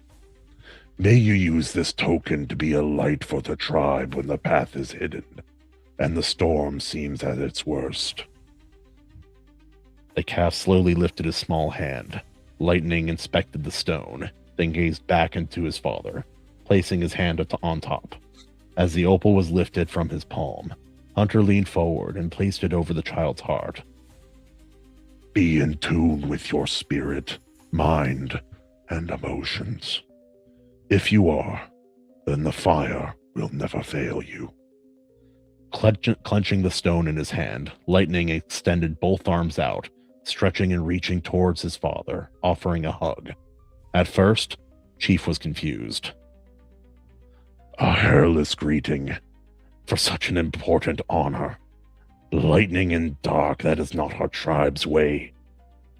Lily held her breath, hearing her mate's answer. She watched her unrepentant son step closer to his father with arms still reached out. Her expression of confusion matched the tilt of Hunter's horns, but faded with his faint smile, allowing Lily to breathe once more. The matron's ears and tail twitched as a scent of fear entered her nostrils. She could see Hunter's muscles flex and tense, but his expression was soft and warm. Papa, I'm scared. During the firestorm, I was not. Lightning's frail young voice cracked, causing Lily's ears to flatten. Hearing the plea, she saw a strange aura of duty reflected in the proud chief's posture. I don't understand the need for a hairless greeting, but since you asked, the behemoth of a minotaur reached out. This music gently with this is amazing. Oh, thank you. Gently clamping his arms around him and pulling his child in as close as he could. Lily, not moving, watched the calf's small arms wrap around his father's neck. A faint orange glow of pure love emanated from her child, much like the barrier around the town, as he unknowingly manifested full faith in his father. The Minotaur's eyes swelled with tears, seeing Hunter's muscles twitch and then soften, molding around the boy he was embracing. Her son's opal shone brighter, and what was a simple faint orange turned into a brilliant, vibrant red. Both of their fires are evolving, Lily whispered, seeing the warm light envelop her mate, Lightning's father. The power that even she, with all her knowledge, could not have expected of one so young to match that of his papa. The scent of fear was now non-existent. Overwhelmed, she slowly dropped to her knees and placed her arms around her loved ones, one on her son, the other on her mate, making it a family hug. I understand now, Lily.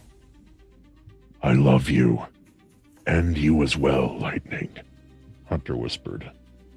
He released an arm from his son, pulling it out from under Lily to rest it across her back, his large hand curling its stout fingers over her side. After a long embrace, Hunter forced himself to let go of his family, and he stood up. The chief nodded to the warrior chosen to protect his mate. With the thundering sound of his hoof against cobblestone, Hunter headed towards the river. Lily resisted the urge to cry, squaring her shoulders and lifting her chin.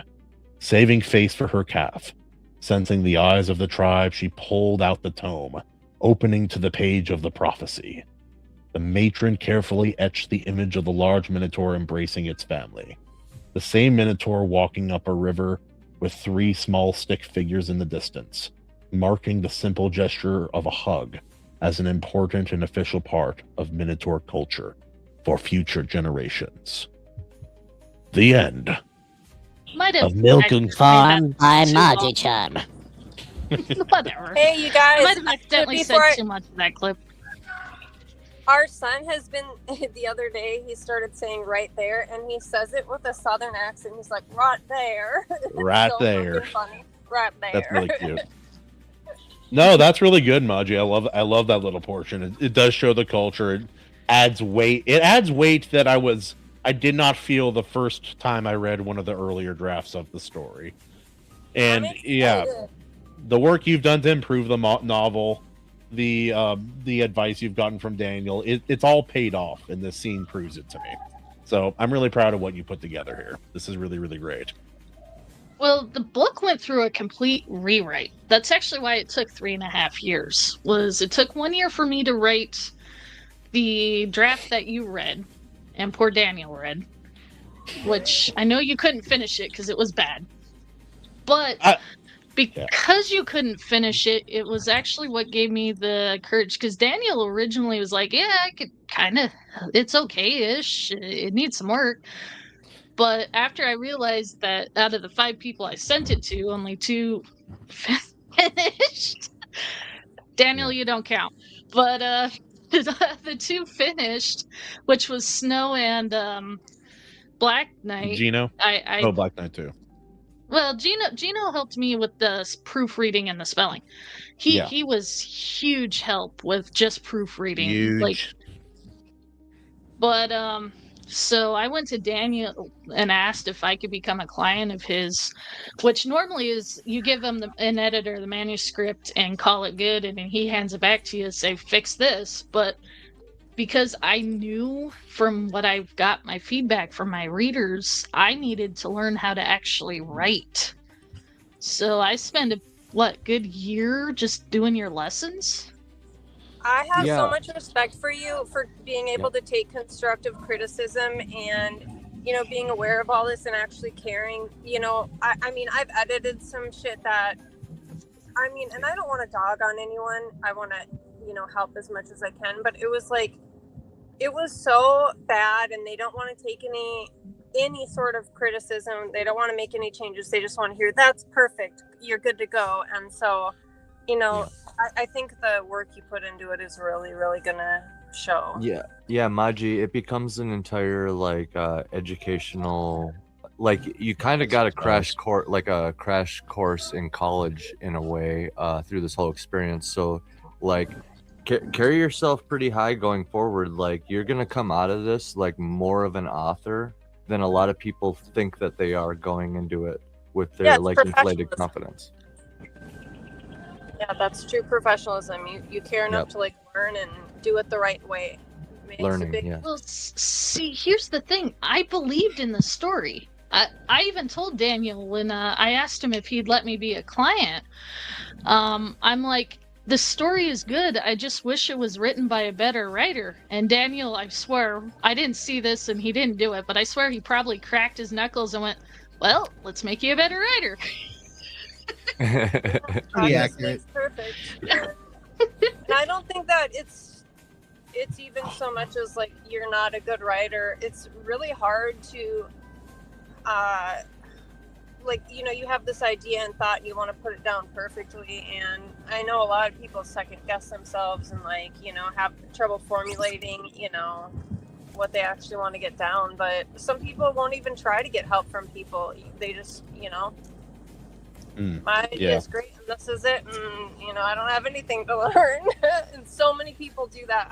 I never realized how most many people do that, but it's kind of crazy. Yep. And Maji, I do need to clear one thing up. Your earlier draft was rough. That was not the reason I stopped reading it. The reason was because I figured out that I can't read an entire book on my phone, which is what I was doing. It was making my eyes hurt, and I just he's out of line, but he's right. I sent him mine too. So yeah. No. Well, it's I used to be able to do it, but now I can't. It hurts. It hurts my brain. I can't read that much on the phone. Going back, because I still have some of the original drafts, because ask Daniel, I'm paranoid. I don't trust tech. But if you compare the original draft, because technically the one Bob and I sent into you guys for a beta reading, which should have been an alpha read, to be honest. I'm always an alpha reader. That was technically the second draft, but if you include the fact that the prologue was the original story, then that would be the third draft. But when Daniel and I, during our lessons, sat down, pretty much scrapped after about the second chapter, realized that we have to completely scrap the book and start 100% over because of all the technical flaws. It actually gave me a chance to learn about different things. I learned to recognize expedition dumps, and when dialogue is getting too weighted. I ended up adding in 2 full chapters because I got sick and tired of, this feels like a repeat. There's got to be a way to show the audience instead of just do dialogue. Yep, and also I've heard some of Daniel's opinions about writing, and just properly being able to use the word "as" is so hugely important. It's almost as important. No way, dude! You have not heard the rants. Like I accidentally put like 4 or 5 asses in a single sentence, and he's like, "We are deleting this." Otter, it's okay. It's either you either tell bad jokes or you are a bad joke, and I think everybody here tells bad jokes. It works But out. here's the cool thing. So, Daniel, like I said, it's kind of weird with him sitting in the chat talking about this, but at the same time, it's kind of nice to have him confirm what I'm saying. But the way Daniel has it, because like I said, I took advantage of a different service he offers. Most people just use his editing, but where I knew I needed to learn how to write, I took advantage of his tutoring service, which is different. But at the same time, the way so like I would write something and then he would grill me on it. He'd suddenly become a reporter and start asking questions and then ask more questions. And then when I got stumped, he's like, "There's your homework." So Almost the way like a he good did teacher. it was, the way he did it, you knew exactly what you needed to fix and what the problem was without him actually flat out telling you what you needed to fix. He let you figure it out for yourself. Yep, I remember when you and I would talk about the book a couple of times in the earlier parts. I would sometimes ask questions, or I'd be like, "Well, what do you think?" I couldn't be mean. I'm not able to be mean. It's hard. I'm only mean to my workers and children, not to my friends. Not true. Oh, there were days I felt like an idiot from his grillings, but at the same time, it did open up on how to make it better. And because of the way he grilled and the way it felt, because I called it writing boot camp, I actually gave him shit a lot for it because it did feel like that. Is this what the writing boot camp looked like? No, writing boot camp made you question if whether or not you could do this as a writer, but he didn't do it in a degrading way. It's just like I said, he let you figure it out, but he guided you in a way that you could figure it out. See, and then Oh this yeah, is you think that's gonna actually- work? Mm-hmm. Are you sure? Have you really thought about it? sure. Are you serious? Not That's quite writing- like that. Like they were very constructive questions.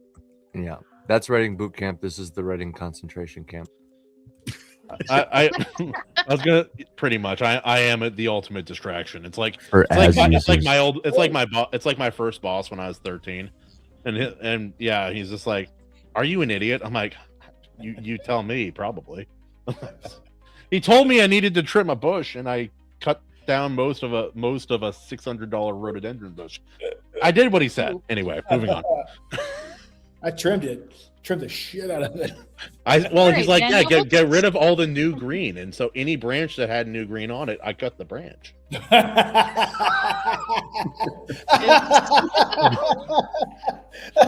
Daniel, what do you have to say on this? Since I keep talking about you, you might as well speak up. in Defend case yourself, you say it sir. wrong. I don't need to defend myself, and really, it's your book. I'm just the guide behind the scenes. So, Yeah. but yeah, it's pretty accurate. I was a teacher, as most of you know, so this was always my method for teaching people, not to hand them the answers, just to let them get to the answer themselves. Yeah, just degrade them long enough, they'll eventually get it. It's the best method. Only the abusive as. Yeah. Well, every time I think because you have it like automatic, like every now and again you'll post about as on Twitter, and every time I see it, I comment. You should have heard his disgust when there was a couple times we had to leave the as in, and he would try so hard to think of a way around it. He's like, oh, "There's no way around this, is there?"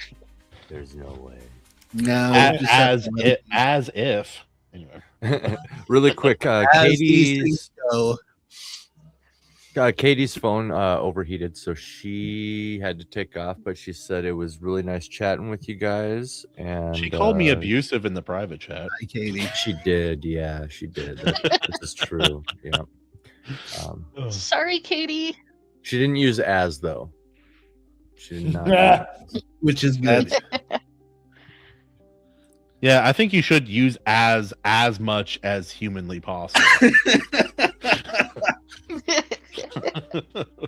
As you do. know, I Kahuna's don't gonna want get to. hurt next time I see I him. don't want to go through my document and delete 50 asses again. That was hard.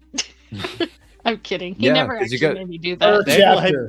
No, Per chapter. most of the time it was we were going line by line through the chapters, and it was just, and there's that damn word again. There is a different solution, Daniel. One you may have never considered. What if as you just add an S to every single one? It makes it a much different story. It changes everything. Ass. You have not Yeah. considered the options. There's another Well, way. then I would be an ass. As you say. As you say. As As? one does. As you say? No, but he was right though. As was okay, so I have learned through this lesson, or well, not just this lesson, but there are fall-on words where authors will pick certain words and just love on them. Yeah. My two big words were look and as. Luckily, as drove Daniel crazy enough that he made sure I knew what my favorite word was. Yeah. This is why one of the proofreads that you do yourself, like one of your self edits, a good thing to do is either have some sort of notation AI read it out loud to you, or you just physically read it out loud to yourself. You could even record the whole you reading the whole thing on your phone in a series of notes or something. So- Always recommend it. Just to Since hear we're it. on this you know? picture, just so you guys know, so the cover, my cover, or on the cover of the book that you guys saw earlier, the Mhm. font itself was done by hand. That same Ah. person also drew this horse using Nice. ink. This is an ink pen. They drawing. did a really good job with horses. Are hard to draw because they have so much visible musculature, and to get it to look Mhm. right at a certain angle is not an easy feat. Mhm. Well, Yeah, they did a especially good since job. this is a non-verbal character that shows up mid-book. This is Lightning. He plays kind of a crucial role for Reese, but at the same time, he is a horse, so Midnight. If he doesn't kick Reese at some point, I'm going to be disappointed. he doesn't, but he does kick ass. Does that count? Ah, Hey. Kicks ass. He kicks ass. He kicks ass. So you can die from a horse kick, just so you know. If you ever need to use that. Especially since Lightning is technically a Shire draft. He will Oh yeah. yeah. Midnight. Get a Or big- Midnight, sorry. Lightning you- is the We read you read the thing, so now I keep calling Midnight Lightning. It's like Lightning. it's literally why you shouldn't approach like a deer after you hit it, because it can just like kick you in the neck.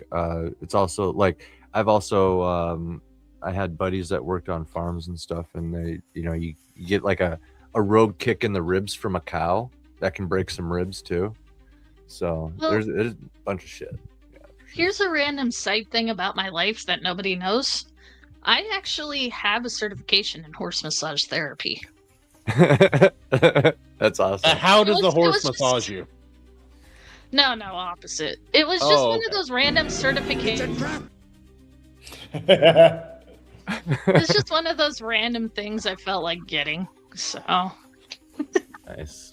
I don't ask people before I massage their horses. I just break in the middle of the night and have them do my thing. well, obviously, it's not a very, very popular profession. But I just figured I might as well get it.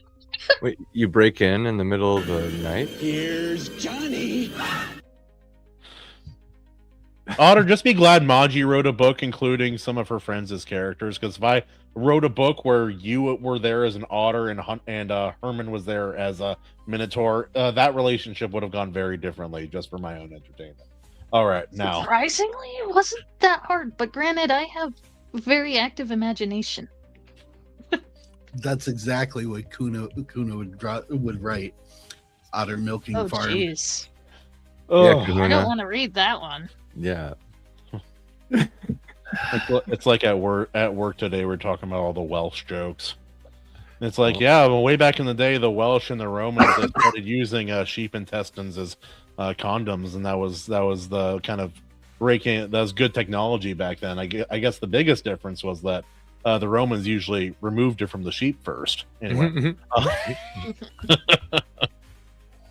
Oh, Jared, I'm sorry. I'm not that sorry. I'm glad I'm not getting this book. Oh, bro. No, it's a good time, man. But yeah, no, Maji, I'm so excited for you to release your book. Is it an ebook release? Is it a theatrical release? What is this? Coon, what is this? Theatrical release has to do with the book. I meant, you know what I meant. I don't want to give away the ending, but I had a child draw this for me because it's written in the book. Oh, that's sweet. That's a very expressive stick figure. Hey, expressive. It was supposed to be a 5-year-old child in the book. Okay, I meant it. My stick figures look worse than this. You could at least mean it when you compliment them, Kahuna. I mean it. Actually, you know what? I'm very proud of this because she had to do it multiple times because the poor kid didn't understand a minotaur. That's a minotaur. That's adorable. She had to go back a couple of times and then finally had to learn what minotaurs were because she didn't understand. That's cute. And that's one of the reasons why we have a slight technical issue with the book is because the pictures keep moving around. Last thing I want is for that to end up in like a deadly batch. Editor Daniel P. Riley, Sage, are you using Kindle Create? Are you using the free software? I'm trying to avoid it for certain reasons, but it looks like we may have to. Yeah, I was gonna say I'm not a fan of Kindle Create as a formatting app. It shoehorns you into a very specific, like my comic that's coming out, I formatted in Kindle Create, and I essentially am forced to have page numbers just because it's the free software. You get what you pay for, and this is free. So if I wasn't forced to have page numbers, I could have the art all the way to the edge of the page. But it is what it is. I'm just that's annoying. What do you typically I wouldn't suggest doing art to the edge of the page in any formatting for anything, but Kindle Create is unfortunately the go-to for formatting for Amazon. It's automatic. Like, this will for sure work. Yeah. Whereas trying to upload a doc in a specific format can be mistranslated depending on how the indents are run, etc. So it's a very finicky process when you're doing it in a doc versus running it through Kindle Create. But you don't get as much versatility out of Kindle Create as you do when you're doing it in doc format. Either way, it will end up the way it's supposed to be, and I trust Daniel. It'll get done. It's going to look awesome regardless of how I have to get it to show up properly. And I think even if Kindle Create is forced to be used, I think there's it'll look fine. It'll look just fine if that's the case. No matter what, it's art. Come on. My other option is to just do the ebook in Kindle Create and then run the print version with the doc one that I've already created.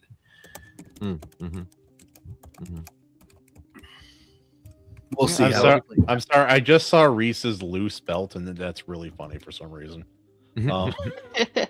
I don't know why it made me chuckle. Maybe it's the anime boy aesthetic thing there, but it's funny. I let the artist have a little bit of creative liberty with the concepts. I gave him the descriptions and let him run wild. Go ahead. No, go for it. Okay, real quick. And the great thing about this is that Otter is that size in real life, so it's actually pretty good representation. All right, continue. Yeah, it's pretty awesome. Well, what's funny is Daniel and I could not agree on the cover to say Rebels. We were kind of talking about it before the pre-thing, but I originally had a totally different... we had the same background, but I had a totally different one. But he's like, it's too grimdark for your story. I'm like, there's not a grimdark in it. He's like, no. And then I liked it. I did like the cover. We can say it. Daniel's wrong. It's okay. It's very easy to be lame and gay when it comes to book covers. No, it really is a cool cover, but I get why Daniel. I mean, technically, I could have gone, I'm the author, we're going to do it that way. But I get what he was saying, because there is a bit of a whimsical sarcasm to the story itself. That's how I kept it from feeling too death and destruction. So I added just a little bit of side humor and a little bit of heart to it, so it wouldn't have worked. Even though I liked the OG. But I didn't like what he had. And then, so after about a month of going back and forth, he's like, okay, you take these two and show them to people, get their opinions. So I printed them out because at work I have a photo lab. But it was literally the difference between male and female. All the guys liked Daniel's cover, all the women liked my cover. So we came up with a median between the two covers. It's weird. Men and women like different kind of books based on the cover. I never would have guessed that. Not once. Well, I had to do my due diligence and advisor based on the target audience. Target audience was not going to be a predominance of women. It was going to be a predominance of men. Manly men. In tights. Maybe. But maybe. Men for sure. Manly men, possibly. Well, like I said, Men in tights, definitely. There is a lot of destruction. There is a lot of chaos and even war. So there's a lot of death, a lot of destruction. I mean, at one point, there's even I don't know what I can and can't say without giving it away. But you can say whatever you want. I can make things up too. There is a full battle scene that takes up a few chapters of the book, so you can imagine it's not lighthearted in any way, but I did add a lot of family elements, a little bit of sarcasm, just to keep it lighthearted because of how heavy some of these things were. Yeah. Especially at the end of the day when you've got 5 random guys that wouldn't normally get together being held together by their own personal beliefs. One's family, one's preserving the next generation. I mean, all the main characters have their own purpose. One's a little bit more selfish than the other. Bobley just wants to get the stuff done so he could go back to crafting things and be left alone. But I just want to work in my garage. That's pretty much exactly what it is with him. So it was one of those that he's like, dude, most of your audience is probably going to be teenage boys or guys, not women, because it is very duty bound. It is. I tried to write men being men. Don't get me wrong. There's women in books, but they're strong in their own way. Yeah. Real quick before we move on, I need to ask, Ayo, is this supposed to be me? It looks kind of like you. That depends. Does it suck or not? It's very potato shaped. I suppose that's accurate. I'm not. The hair's a little shorter now, but I could see it looks a little like me. It's fun. At this rendering, sorry, I didn't mean to babble on that. It's just, yeah, the theme of the story is family, duty, and basically what would it take to just get through the day so you could go home. Yeah. And when the being day fantasy, is the world, saving the world, you said. When the day is the end of your world. Oh yeah. Yeah. I was gonna say, I figured out what he was drawing. Sorry. Continue. Just from a baseline, being in fantasy, epic fantasy, I know there's women readers, but I think it is kind of it leans more male. Yep. So, and then if you actually have men being men in the story, then yeah, I mean it's a satisfying story. It's like yeah, this feels right, and then if cool stuff happens and it's cleverly done, like it doesn't take much to write like a good story, but to write a great story, I think that's when you need to, like, I don't know, not have not take, I don't want to say not take risks, but like be very sure in the risks that you do take, I guess. Well, don't get me wrong. Like I said, because this is very family oriented, I do have female characters in them. They are side characters; they're not main characters, but they're I'm not strong gonna in their read own this. way. Females Like- in the book? Ew. Girls? Ugh. Like Girls. R.H. Snow, No if you girls guys know allowed. her favorite character is Matron Lily, Hunter's wife. That is probably the only character with plot armor, because I know if I do something serious to Lily, Snow is going to come after me. I also have a weird tendency to love female motherly characters in fantasy fiction. I don't know why. Don't ask me why. Like rereading A Song of Ice and Fire right now, and a lot of my favorite chapters are from Catelyn in the first book. Mm-hmm. And yeah, I find that to be the case in a lot of fantasy for some reason. But yeah, no, like that chapter was mostly like it was third person, but kind of from Lily's perspective as well. And so yeah, no, that was really good. Oh yeah. But yeah, no, I mean, so my absolute favorite character, I mean, as things go on, I relate more to Quark, the fat knight that just wants to be a grand.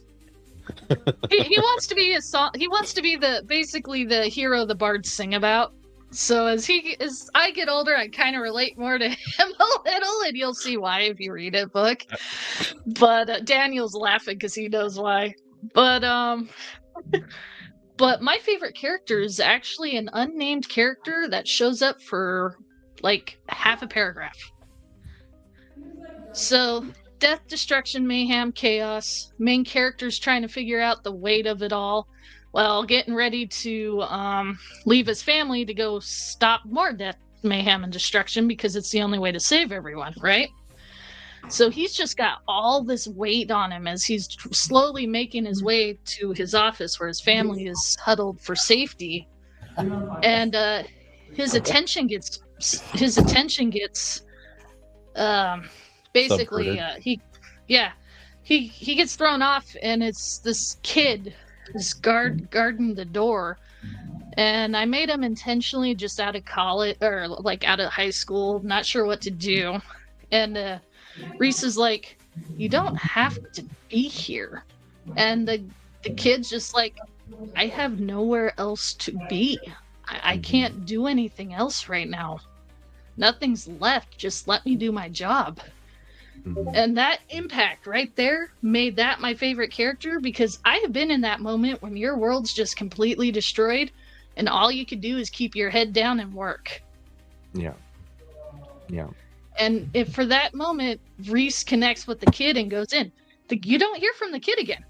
But that was my favorite character, because for me, that was a real moment where you just keep your head down and work because you have no idea what else to do. Yeah, right. And sometimes that's how it has to go. Which excuse me, which character was mine again? Was it is this scary shadow man on the cover? No, I think I die at some point. I know that. I can't wait to read about it. Yes, you do. Yes. And I think she inquired, and I said I think I gave permission for as much brutality as possible. I can't remember the details. You will actually like it. It's yours. All right, cool. There's also my character. She actually tried to kill my character, and it just couldn't happen. It was too Your character was too strong. So. Yes, I was too strong. He couldn't kill me in the story. Actually, story. But when I realized, because I like I said, I learned a lot from the tutoring and all that fun stuff. But I realized that once again, I was having a dialogue where I could be showing the audience something different. So I ended up writing like 2 or 3. It ended up being like 2 or 3 chapters.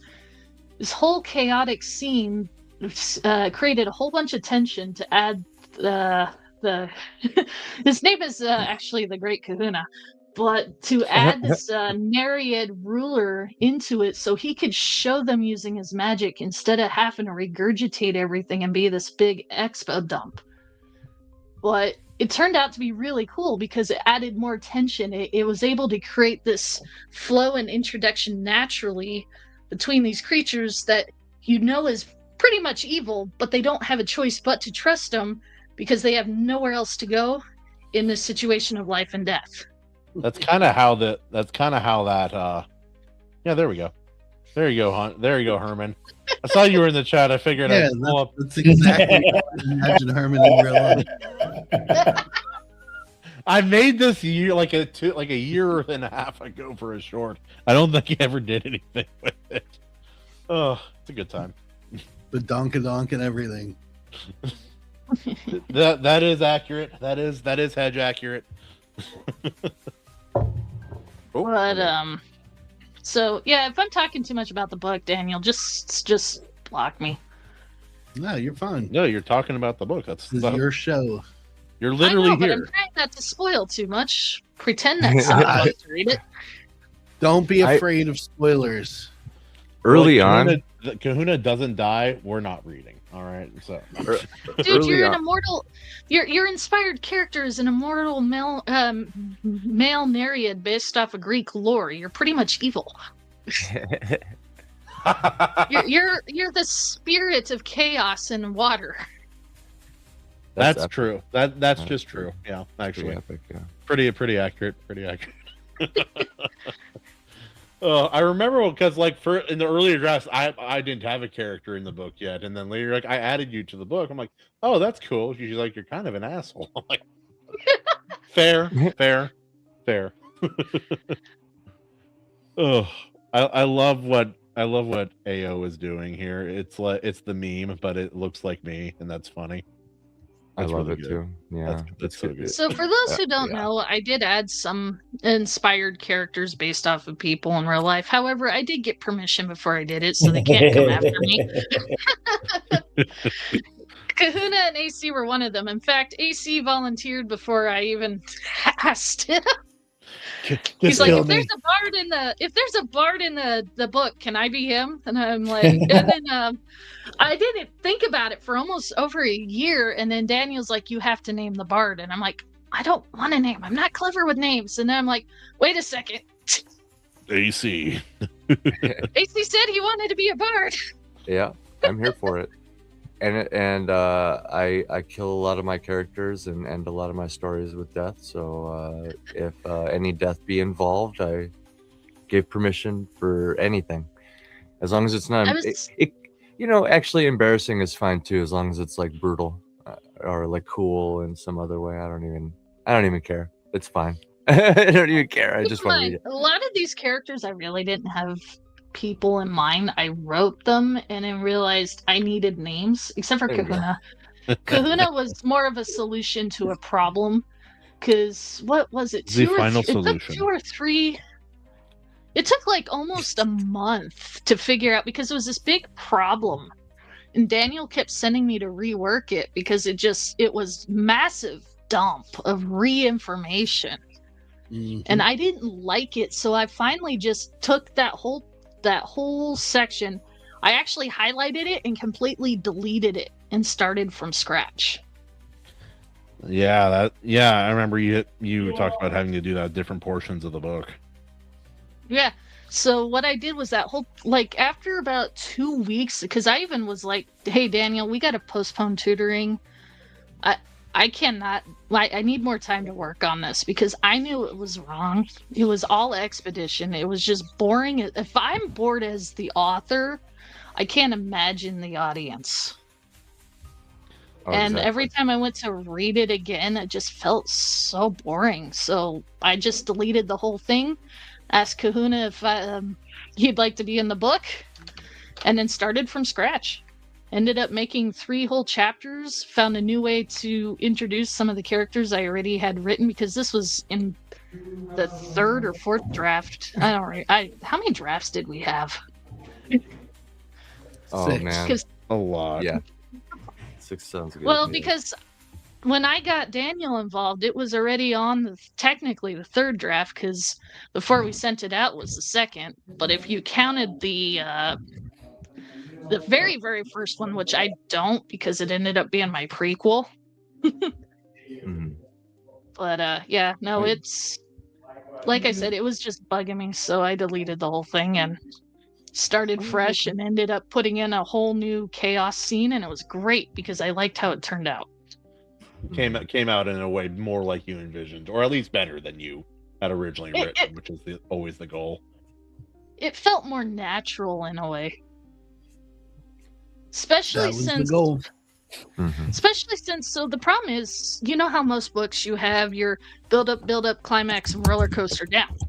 Well, mine had a slight build up, it's kind of like a roller coaster with 3 humps. So you have a build up, then you have the roller coaster first major hill down, but then it climbs up again for the final battle. So it actually is a camel hump instead of just a one round smooth around like most books. So it was right there at the slump of between the 2 hills, if that makes any sense. Yeah, no, it does. Did they kind of like work almost like acts, or like 3 parts? That was the problem. Is they were, in my mind, they were actually at the first act, then you had the actual major first event, and then you had the third act, which was the lull. I called it the lull because I was bored reading it. And then you had the final act. Well, I changed the lull. I deleted that whole thing and started over. It adds up. Yeah, that checks out. When I first started my novel, I started from a different character's perspective and at a different time frame. I ended up, like, for the final product, switching characters completely, and like rewinding, I think, a few months in the story. So it's interesting how that works out. And earlier, you were saying to Daniel, sorry if I'm like going on about the book or spoiling things. I used to be like kind of hesitant about my book too at first, like particularly the magic system and stuff. But then I realized, you know, for me personally, if you're like kind of writing what you love, one thing that gets me into a lot of things, I don't want to say is like spoiling it for me, but it's like when I look up those lore videos and it's just kind of telling me how the world is, I can kind of nerd out about it a little bit more.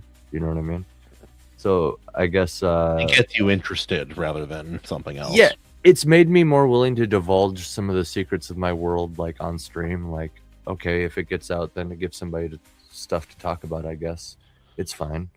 You know, a basic truth of doing this as an independent author is that wanting to hide spoilers is a rookie mistake. There you go.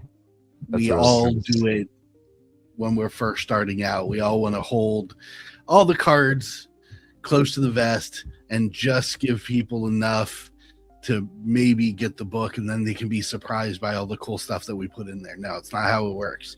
And most people forget about it anyway. Yeah. But you want to know? You want to know something about spoilers? Like, nothing in the psychological data supports the fact that spoilers ruin a story for people. Correct. The overwhelming majority of people can hear whatever spoiler is there, and it does not affect their enjoyment of the story whatsoever. For the majority of people. So people that get all butthurt about spoilers, you're a minority. Shut up. Yeah, most for of the me, time, that's the social media bullshit, anyways. Yeah. I'll hear a spoiler and I'll be like, "Wait, what happens? Like, who dies? Oh, that sucks. I'm gonna watch it now." How'd that happen? How'd they get there? What's the setup? I still prefer not to be spoiled, but sometimes it's like hearing a spoiler or an interesting thing in the story that makes you want to enjoy something. It's like that happened with one of the 2 Fate shows that are actually worth watching. For me, you got something got spoiled. I'm like, oh, that's really neat though. I've never heard of that. Let's see about that. Yeah, dude. It's gonna be great. Beautiful, dude. This is gonna be one of animation's masterpieces. I can already. I can feel it. Yeah.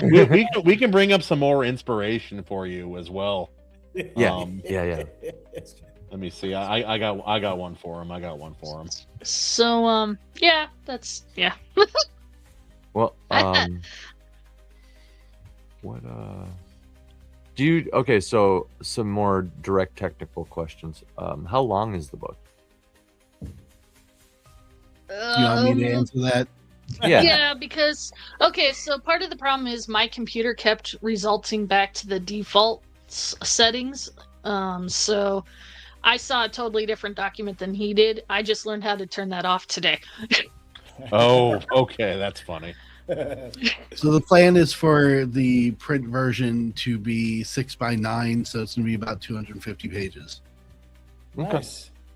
Nice. See, in my that's a my healthy version, that's a because healthy book length. Yes.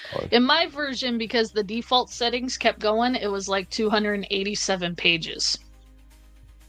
Okay, yeah, getting up closer to that 300 range. Yeah, but like no, I said, page count. There are like a billion format factors that go into page count. That's why Word count is a bit more accurate. Yeah. word. Yeah, count's but word okay no count matter only what. matters to other authors. You say word count to people when you're trying to sell them a book, and they look at you like you're a retard. Yeah. I mean, compared to Jared's monstrosity, which I really actually enjoyed, It's a it just big was book, super dude. long. I only have 88,000 words, which is like one of his chapters. That's true. That's true. That is true. Yes. The big chungus. I really appreciate though, Maji, because you're one of like, I think you're one of like 2 or 3 people that have read the whole thing. Well, so so you lucked out when That's because you haven't finished it yet. I have to. That one's done. Well, then where is I it? sent you the epilogue. Come on, Daniel. Well, see, no, you know what the epilogue is because... called for yours? The never-ending story. Anyway. Nice. Based. Well, when Daniel sent it to me, it was right before because I had to actually fly somewhere for work for a week, and so I read most of it while I was waiting for the planes at the airport. Yeah. The timing on that one worked out great for me. This is a deeply sexual image. I want you to know, Leo. Speaking of, for any parents, there is no language in the story. There is no nudity, no sex. All there is a little bit of alcohol and a bunch of fighting. You did ask me about the alcohol thing. I'm like, a lot of kids can see their parents drinking without it being like just this overwhelmingly bad behavior. Why does that work so well? Oh no. Where is Jake Esparza to make a little like talking PNG of this? Of this? Like, yeah. I want, and then I want you to like turn the other way and talk that way too, and then you know what I mean, like mirror the image. Yeah. Oh man, that'd be great. I like that the waffles aren't even being paid attention to. This is not about waffles. No, yeah, exactly. But even then, like the drinking in there has consequences. So like even the one time they're having a drinking contest, Reese gets drunk and falls over and goes, "That really hurt." So I tried to balance it out so it wasn't like it was there, but it had reasons, if that makes sense. Yeah. And drinking's fine. A little smoking's fine. You know. I think technically, actually, I don't even think I have smoking. Do I? We can add it. No, it's not. I don't think any of my characters were smoking, unless they were on fire. But that's different. Hey, there you go. Smoking kills in Maji's novel. Mm-hmm. Strong. Yeah, you don't want to be smoking in my novel. It's usually a bad guy problem. Instant cancer. No, it's a bad guy marker. Okay, kind of like. I see. It's kind of like obesity. Well, okay, so in my book, the bad guy, because the magic creature, kind of like a human dwarf halfling, is actually a devianthrope, which is the mortal descendants of Fae. You kind of learn in the prelogue that something happened and the Fae became mortals. But the devianthropes can actually see people's souls, their auras. So to hide it, the bad guy stayed drunk to distort his aura so that the main character couldn't see it. Best job ever. So drinking had a purpose and it was important, but at the same time, there is some truth to it. It really does mask emotion and mask feelings, and it can distort you. I heard somebody say they call it spirits, because it lets the spirits in. Ayo, can you add one of the people? Yeah, but on those the panel? spirits just make you dance. One the what? Yeah, exactly. Ayo, have you seen the meme where it's Alan Grant, like where he's doing? Yeah, I was gonna do something like that. Yes. Yes. Oh, Maji, am I Make a well guess who. Mm-hmm. Oh, I have become a wellspring of creative inspiration for artists everywhere. It's great. No. But Maji, I had a question. Do you have another story you'd like to write? Not that everybody needs to, but I am curious. I haven't asked you before, so. Oh yeah, I'm probably, especially with all the time and effort that I went to, like getting drilled on how to write. I definitely want to write some more. I just didn't want to pick up another project till this one was done, because I know my squirrel brain. I will have like 7 started projects, but nothing finished. Yeah, no, it's and an easy Daniel thing knows to do. this about me. Did you have like a clicker or something to get her attention when she started like going off? like down, Maji, down. Yeah, No, like that image. But no, there was a couple of times him and I would start nerding out, and he's like, "Hey, we should probably back to the lesson. Come on!" But I'm sitting there nerding out about weapons or kills, or how scenarios of how you would actually do this move, and he's like, "Focus." That used to happen when I was in school. We're here to talk about the history of the YMCA, and then like 10 minutes later, so do you think demons can use cell phones? Yeah, well, you're going off, dude. It was so much fun. No, she paid me for time, so I had to make sure some work got done. Maji, if you're, he'd start to go down the rabbit hole with me, and then he goes, "Wait, we're working. Separation, personal from professional." Like the old woman in Yes Man. Focus. And Maji, if you ever get if you ever wonder about if your combat kind of is too much, I always look at like both Lord of the Rings and Star Wars. There is a couple of scenes, mainly with there's an unnamed warrior that I felt we kind of went a little too brutal on. But that's because Daniel was pushing more for realism on those ones. Yeah. But at the same time, I mean, it's very... Yeah, that's what it is very combat accuracy. So it's just like, where do you draw the line? Because face it, war is rated R. Yeah. Evelyn might have to take a day off after he reads it, but it'll be fine. There's also an element of like, it depends on if it's just one person fighting another and it's like a duel, that's very different than a battlefield, which is going to be chaotic and unknown. Yeah. Oh, so someone who's weirdly good at writing that kind of battle was George R.R. Martin. I'm surprised. I remembered liking the battles. I don't remember them being very, very good, but they're very, very good. It's like pretty good. It's confusing, and it's because like you're reading it from the perspective of somebody in it. You can't see the overall scoping. You can't see what everybody's doing. You just see what's around the prospective character, and that makes it very confusing. Yeah, that's the thing with how I did some of the battlefield, because Daniel can confirm this. I am a nerd when it comes to dwarven technology. Like, I even learned how to make Coke can heaters and Coke can generators so that I can describe Bobley's invention as a real item you can make in the real world. That's kind of awesome. Added a little bit of fantasy, like with the crystals and stuff, but even then the crystals I use is Torlamane. So all the properties of Torlamane matches what I was hoping for in the fantasy, but just more dramatic. So like Torlamane's the only crystal that can generate its own positive and negative field in the real life, and it can be activated by vibration or heat. And in my world, both are used for the tourmaline crystals, but obviously in a lot more fantastical setting. So I tried to bring a little bit of realism into it so you could believe it. And in some of the fights, the dwarves bring out dwarven ballistas, but because the air is so hot and dry, they are spontaneously combusting like they would in that kind of situation. And so it took us forever to explain how to do it in a way that was that's a person. believable Like, on the battlefield.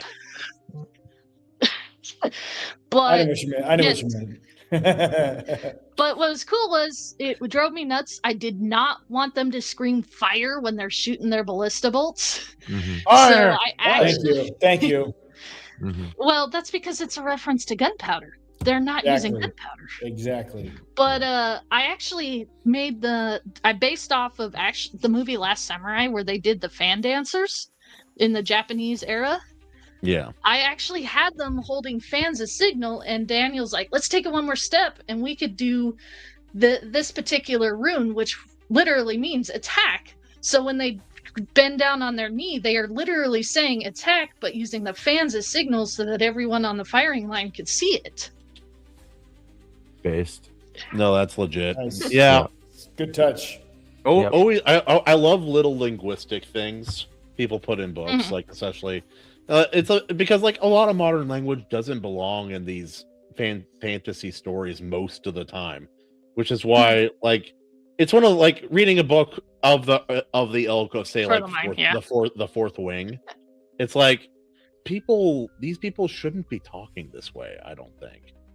And everyone's always they always act like it's a lore reasons, like, oh well, they just developed the talk. No, you're lazy. I think you're lazy.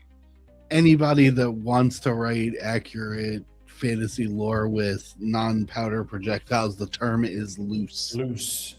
Yeah, but we skipped that altogether and made it our own, based off the old Japanese style, which added more to the dwarves because the dwarves were the way I designed the dwarves was kind of more of a dramatic descent, but then you add some of the Japanese battle styles to them. It gives them their own unique compared to everyone else. Very nice. Well, historically, the reason for signals with flags, which we did fans, was because there's a lot of damn noise on a battlefield. So you're not going to be able to hear verbal commands. You know, they used visual sightline commands. And the reason why I picked fans was because the traditional fans were made out of metal, not wood. And for those who don't understand, the entire battlefield's on fire, so it's hard to hear as it is. They're yelling over each other just to talk to each other. And so they can't hear commands out in the wild earth. But because we had the ballista bolts, so this part I had written before Daniel kind of took over, but he helped me make it seem more real. But so instead of because the ballista bolts were catching on fire, I figured we were going with the traditional Chinese fans where they were solid metal so that they could hold it. I mean, I even acknowledge they're freaking hot as hell, and they have to wear pretty much lava suits in order to hold them, but they are there. I will point one thing out, Maji.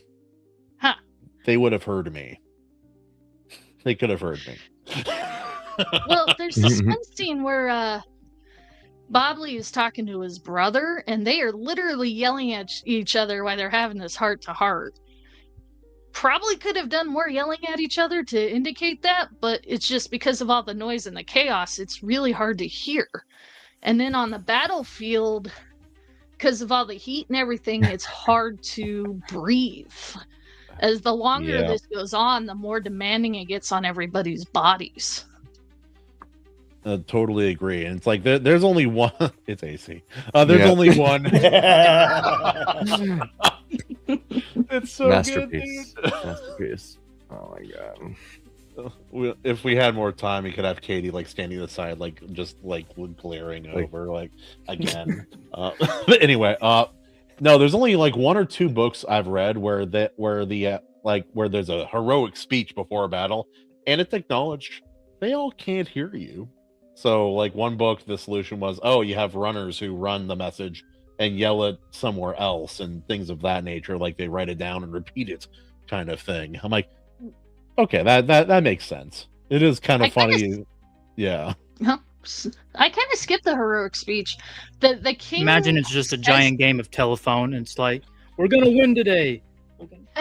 The king says something slightly heroic, but it's to his son. It isn't to everyone because it's not possible the way it's all set up. Yeah, no, absolutely. Although, if I was writing a funny scene in a fantasy book, that would be a great idea. It's just like they don't write it down, but like so by the time he gets to the back of the army, the speech, it's complete. What'd he say? The sheriff is near. He said retreat. He said everybody fall back. Retreat. What did he say? He said he wants we'll to eat. see his feet. I don't know. We'll eat.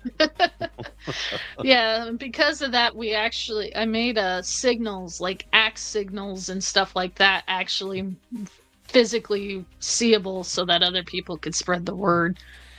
They rely a lot on just simple gestures that you wouldn't think means something in the heat of battle, but it does. Oh no, it's good. I love all that. It's because like not everybody's gonna care about these kind of things when they read a book, but I always appreciate the effort when I notice it. I'm like, yeah, no, this person thought this through like more than 5 seconds. This is neat. I enjoy. Me like it's much better. It's much better than like you read it and you be like, wait, this is nobody. They did not think this through at all. Nothing makes sense. They just wrote. Nothing on this page makes any sense. Oh yeah, no. Daniel and I spent many hours back and forth, like, because this, like I said, this was one of the few things that we kept from the original was the dwarf fight. We changed most of the ending, but the dwarf fight we kept because I'm like, no, I want my dwarf fight. But gotta have the dwarf fight. But him and I spent many hours back and forth to try to make this sound as realistic as possible. I had a lot of things, but he like added the small little details. Like I originally had it so that you could shoot the ballistas up in the air, and he's like, "That's not possible. Even with aiming mechanisms, they can only go straight forward." So then,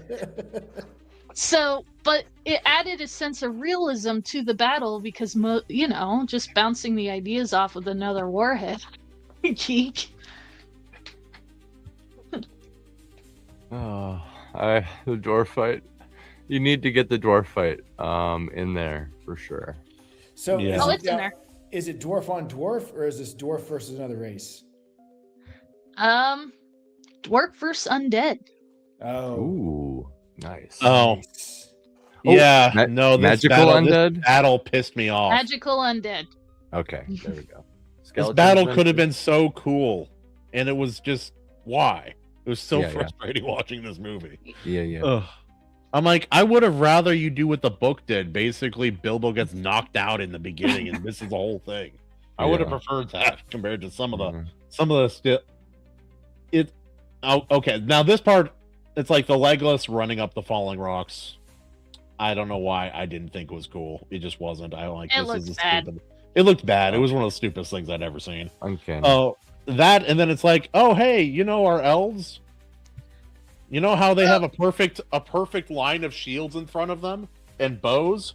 Why don't we just jump over in the front of protective it. wall?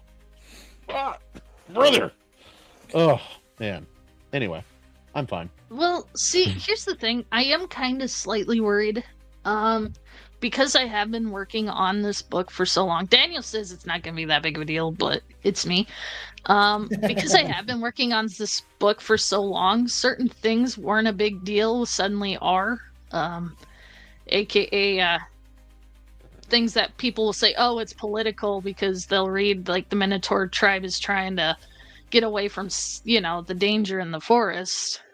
But so I am a little worried about the first couple of chapters, but I'm hoping it'll be enough that people can say, oh, it's actually not political. I don't know if I'm making any sense. I get it. It Minotaurs are Mexicans. We understand. It's the underlying. No. No. Let's do what all the lefty Twitter people do. It's just like, I'm going to assign a race in the real world with that of a fantasy race and call it racist. That's what we'll do. That's actually what I'm afraid of. They're like, oh, it's a book on immigration. And I'm like, no, it really isn't. That just happened to be how the book started. Actually, Maji, you're looking at this all wrong. If enough uproar happens, people will read it. Yeah. Yeah. But and like, who cares? Who cares what those people think? Like, people who get worried about that kind of stuff, their opinions shouldn't be considered valid on anything. So, I mean, they're barely people, so yeah. That's what Jared's saying. That's fair. Time will reveal the truth. This is true. Well, that's what I'm hoping. I'm hoping it's fun enough, and I understand like the beginning of the books, especially where it's a mini epic fantasy. The beginning might be a little slow for some people, but there's a lot of world building in there, and I tried to mix it with just enough humor to keep it worth people reading. Well, that. Go ahead, AC. Go ahead. Oh, I was just gonna say, after your first book, you kind of have a better idea of more what you want to do. Like after my novel, I was like, I'm not doing another one of these for a while, huh? I really like short stories. It's because I'm really after that satisfying ending and diving into a new cool idea. Because my brain does this thing where I just keep thinking, like it started in my band days, like, oh, that would be a cool song name. That would be a cool band name. Oh, that would be a cool book name. That would be a cool movie concept, and then so like now my brain has a lifetime of doing that. And so short stories just work out better for me. I can do each one like a little challenge, diving into different themes and stuff. And that's the thing. Some author, it's not, the length of a book has never been a problem for me. If it's well written, it can be well written long, and it can be I've read short stories that I loved, and I've read very obnoxiously long fantasy stories that I love. It's an old meme, sir, but the code checks out. Oh, it checks out, yeah. I love that this started as a meme and now it's become it's a real book. It wasn't even it was like a meme of a meme, and it was supposed to be a short story. But... Yeah, because originally we had a whole bunch of people writing short stories for it. I still have mine somewhere. Yeah, but now it's awesome. Well, that was just it. I wrote the short story, and then I fell in love with so what happens after this? Like, so, because the short story was, like, it was only supposed to be like 20,000 words, but I kept asking questions, like, as I started to develop the world in my head, and then, because originally it was supposed to be, oh, hey, everything's a D&D game, not a D&D game, but basically a role play game, and it's a total party kill. But I kept asking questions like, okay, so if this scenario actually happened, how do you stop it? And it just kept growing and growing. It ended up me creating a whole magic rule system, whole entire world. The whole D&D I keep calling it D&D. It wasn't D&D. It was just a role play. Yeah. RPG. But the whole thing got completely scrapped. It got completely scrapped, completely anything. In fact, there's hardly any actual signs of any of that left in there, because I tried to go back to original lore, like Greek lore and Roman lore. Even the Minotaur tablets that the Minotaurs have are based off of the Bulgarian Gold Book, which is the oldest book in the world. So I went way past all of that and started fishing out the original origin stories, and then built from there. So a lot of people are like, it's going to be D&D based, and I'm like, no, that's just it. It's not. It's based off the originals. There's a certain aspect that D&D has, that it's this idea of found family. Anime taps into it too. Spoilers for next week. I just finished Firefly. I'm so glad you watched it finally, dude. Firefly is I can't believe you really kept like that. That's I made that so long ago. I know. It's so funny. good. So good. Also, Roy, I think Royce is like, "Are you going to put your shirt on at some point?" I'm like, probably not. When it's dry, still wasn't dry. But yeah, no. When I say D&D, it wasn't supposed to be a D&D because we went further than D&D. It was just supposed to be a basic role play. But I mean, even as Daniel, I was super excited when I, like I said, I was talking about that lull that I ended up deleting and creating something different. I'm like, dude, the answer's been here the whole time. We have the ancient Fae. Why not bring in the original Greek Nereids? Mm-hmm. And he's like, ma'am. That's why Daniel gets paid the big bucks. Yeah. I just hope he'll yell at me for free. That's my whole goal. I'll always yell at you for free, Kahuna. I know you. That's what true friends are for, my friend. Yep. Well, see, in the story, the Fae, because in traditional Fae are just evil pixie little bastards. But they're evil kidnappers. They're capricious. But, yeah, so I kind of made them so that they're more mischievous and more. They try to be chaotic neutral, basically. Kinda so like I did alter them overlap. a little. Yeah. But because of their attitudes and stuff, it affects the type of magic they use, which makes more sense when you're facing. Yeah. When you get more into the story. But so I tried really hard to add as much of those ancient legends as possible, just because then that way, or at least hints of them, then that way it made the story a little bit more familiar and plausible for our world, even though it's not, if that makes any sense. Yeah. And those types of overlaps make it like adds familiarity. Mm-hmm. You know, and face it, only geeks really know the D&D thing, so I didn't want to draw from that. Especially D&D has kind of gone mainstream though in some ways. This nerd doesn't. Did you land in a more traditional place with the magic system? Yeah, the magic actually, because the traditional magic has consequences. I mean, face it, Genie 3 Wishes was like a monkey's paw. You always ended up regretting it. So with my magic system, the only exception to that would be Alvar, just because he is technically the mortal descendant of Fae, comes at a consequence. Yeah. The monkey's paw. What was it? Faustian bargain, deal with the devil. That's the whole thing. Mm-hmm. Yeah, but not as extreme. Like Egan kind of gets away with it a little bit, but that's because Egan taps his magic from a different source than, say, the nature ones.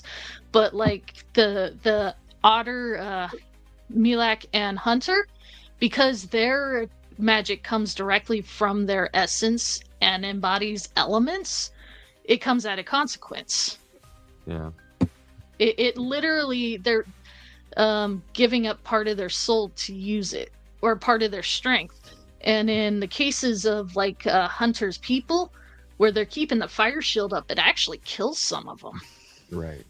Yeah, so there's a definite cost. Magic is made more interesting by what it costs or what it cannot do, not what it can.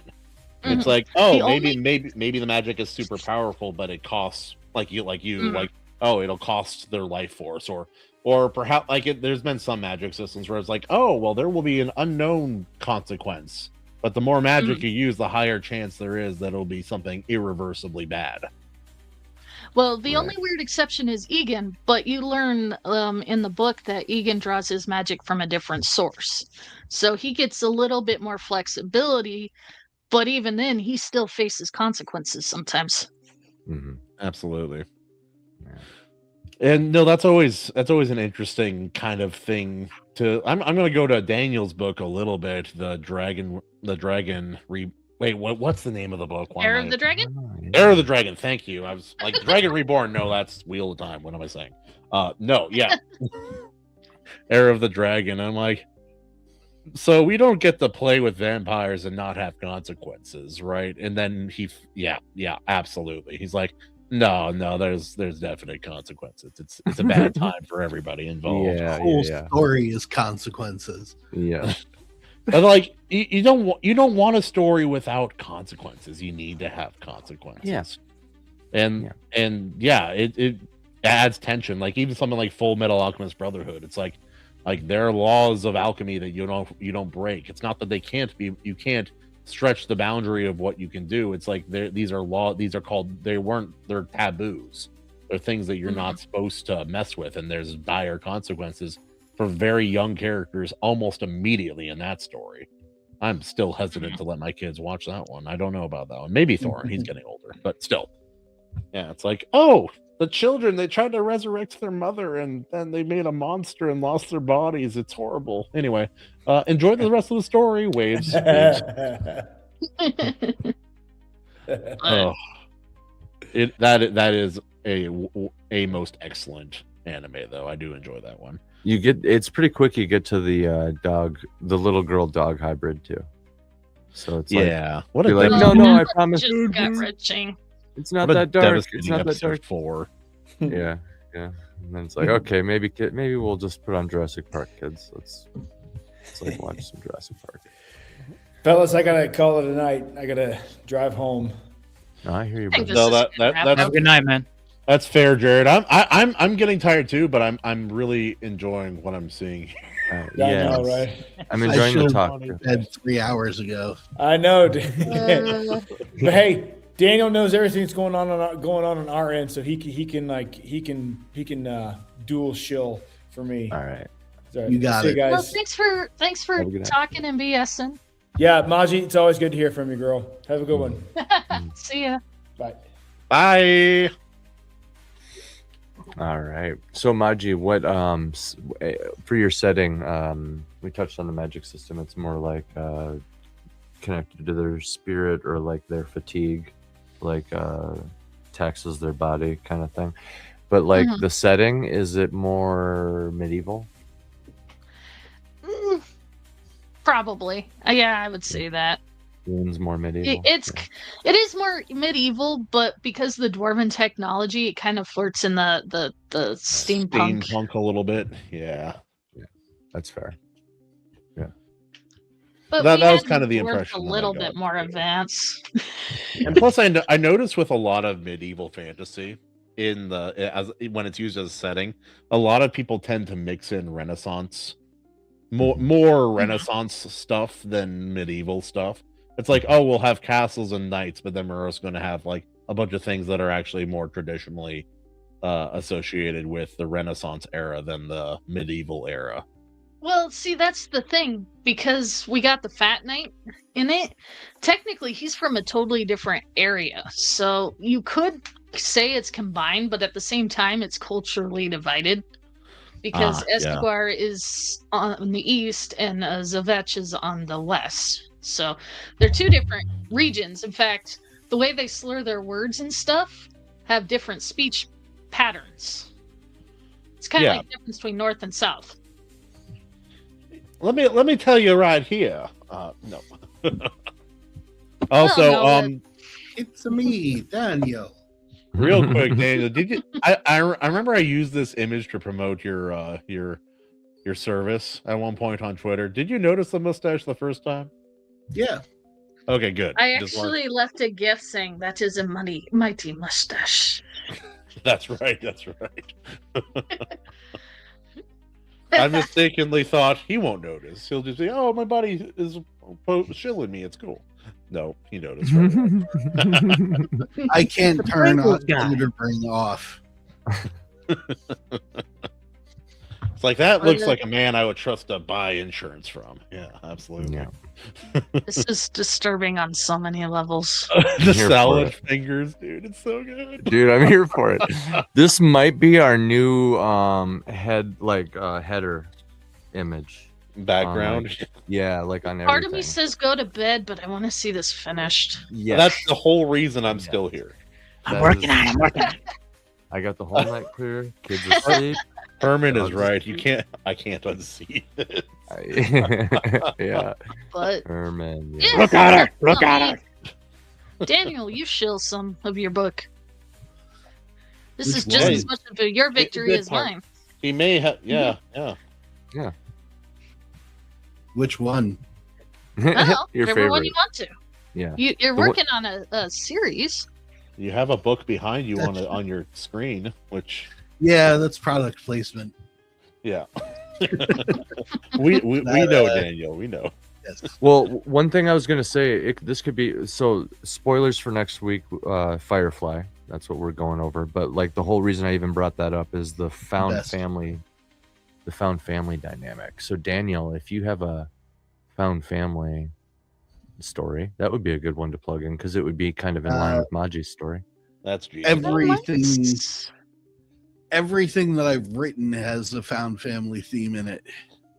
Yes, that's the way.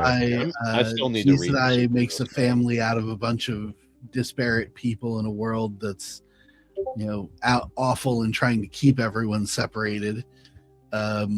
Legacy of Heroes, the hero kids become an ersatz family together, and even Modern Horrors, as the story progresses, you'll see the found family theme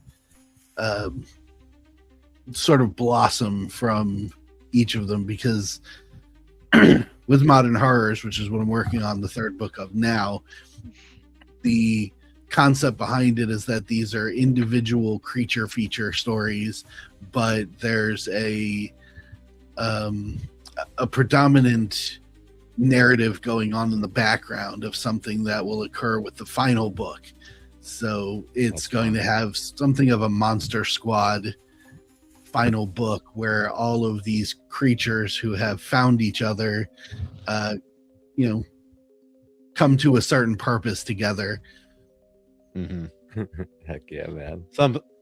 We'll call it a League of Extraordinary Gentlemen. Yes. A league of awesome young monsters. Yeah. An avenging team of some kind. Yes. Yeah. It's like we may not be able to save the world, but we can sure as hell avenge it. I'm like, that sounds so familiar. Monster mash, if you will. And no one gets that. Indeed. I like that. I think I might use that in Monster Mash. Is that song open source? So if that song's open source, I don't care if it is or not. Yeah. None of my video advertisements actually monetize in any way, so I don't give a crap if it's open source or not. I bring it up because it would be really fun to do like a cover of that. I did a short teaser video ad that I put up on X at one point with the song Monsters by Megan Dia, which is a really fun song if you've never heard it. But anyways, this particular book, the third book, begins the found family arc, because in the first book you're introduced to David, who becomes a vampire. In the second book you're introduced to Mira, who finds out that she's a werewolf, and she is assisted in her attempt to understand what she is by David from Era of the Dragon. And with there's no spoilers for me, so with the end of this third book, David and Mira rescue the main characters of this book because they're aware of the events that are going on, and they sort of recognize that they're unique just like the two of them are. To better understand, because this image is very, very small, the third book is called How to Build a Better Girlfriend. It is my retelling of Frankenstein. It's like, imagine if Dr. Frankenstein was really lonely.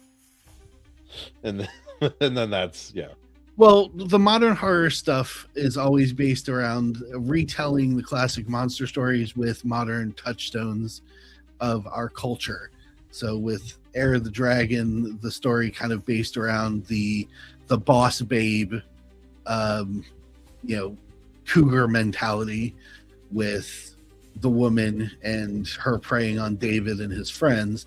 With a beast, it was finding yourself, as most young stories are, but there was a underpinning that her mother was slowing the potential process of her becoming a werewolf by using hormone drugs. So she was incapable of going through puberty because she was on puberty blockers, because her mother was afraid that during that period of normal human evolution, her potential werewolf lineage would begin. And it did when Mira decided she was going to take herself off the drugs and not tell anyone. Yeah, that's a good angle, dude. It's a good catalyst for the story too.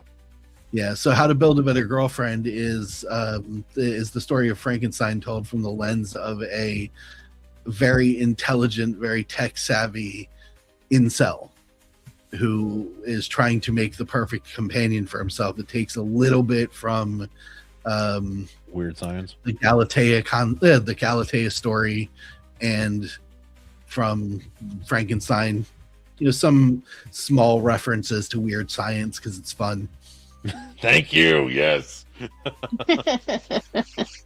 I love how dark AC is in this as well. He, the character, created himself a LLM companion. So he had basically a chat GPT that he became best friends with and coded it to perfectly complement his way of living and conversation and everything. And then that inevitably transformed into, well, why don't I just build her a body? So it's Grok. Yeah, pretty much. Okay. It's not a new story because I've seen a couple of movies and books and stuff written about it.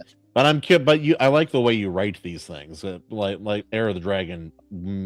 I love G Sedai, but I really like Heir of the Dragon. That's a really Thank you. The twist for this one is that the process of uploading his LLM into the essentially android that he creates goes awry, as these things often do.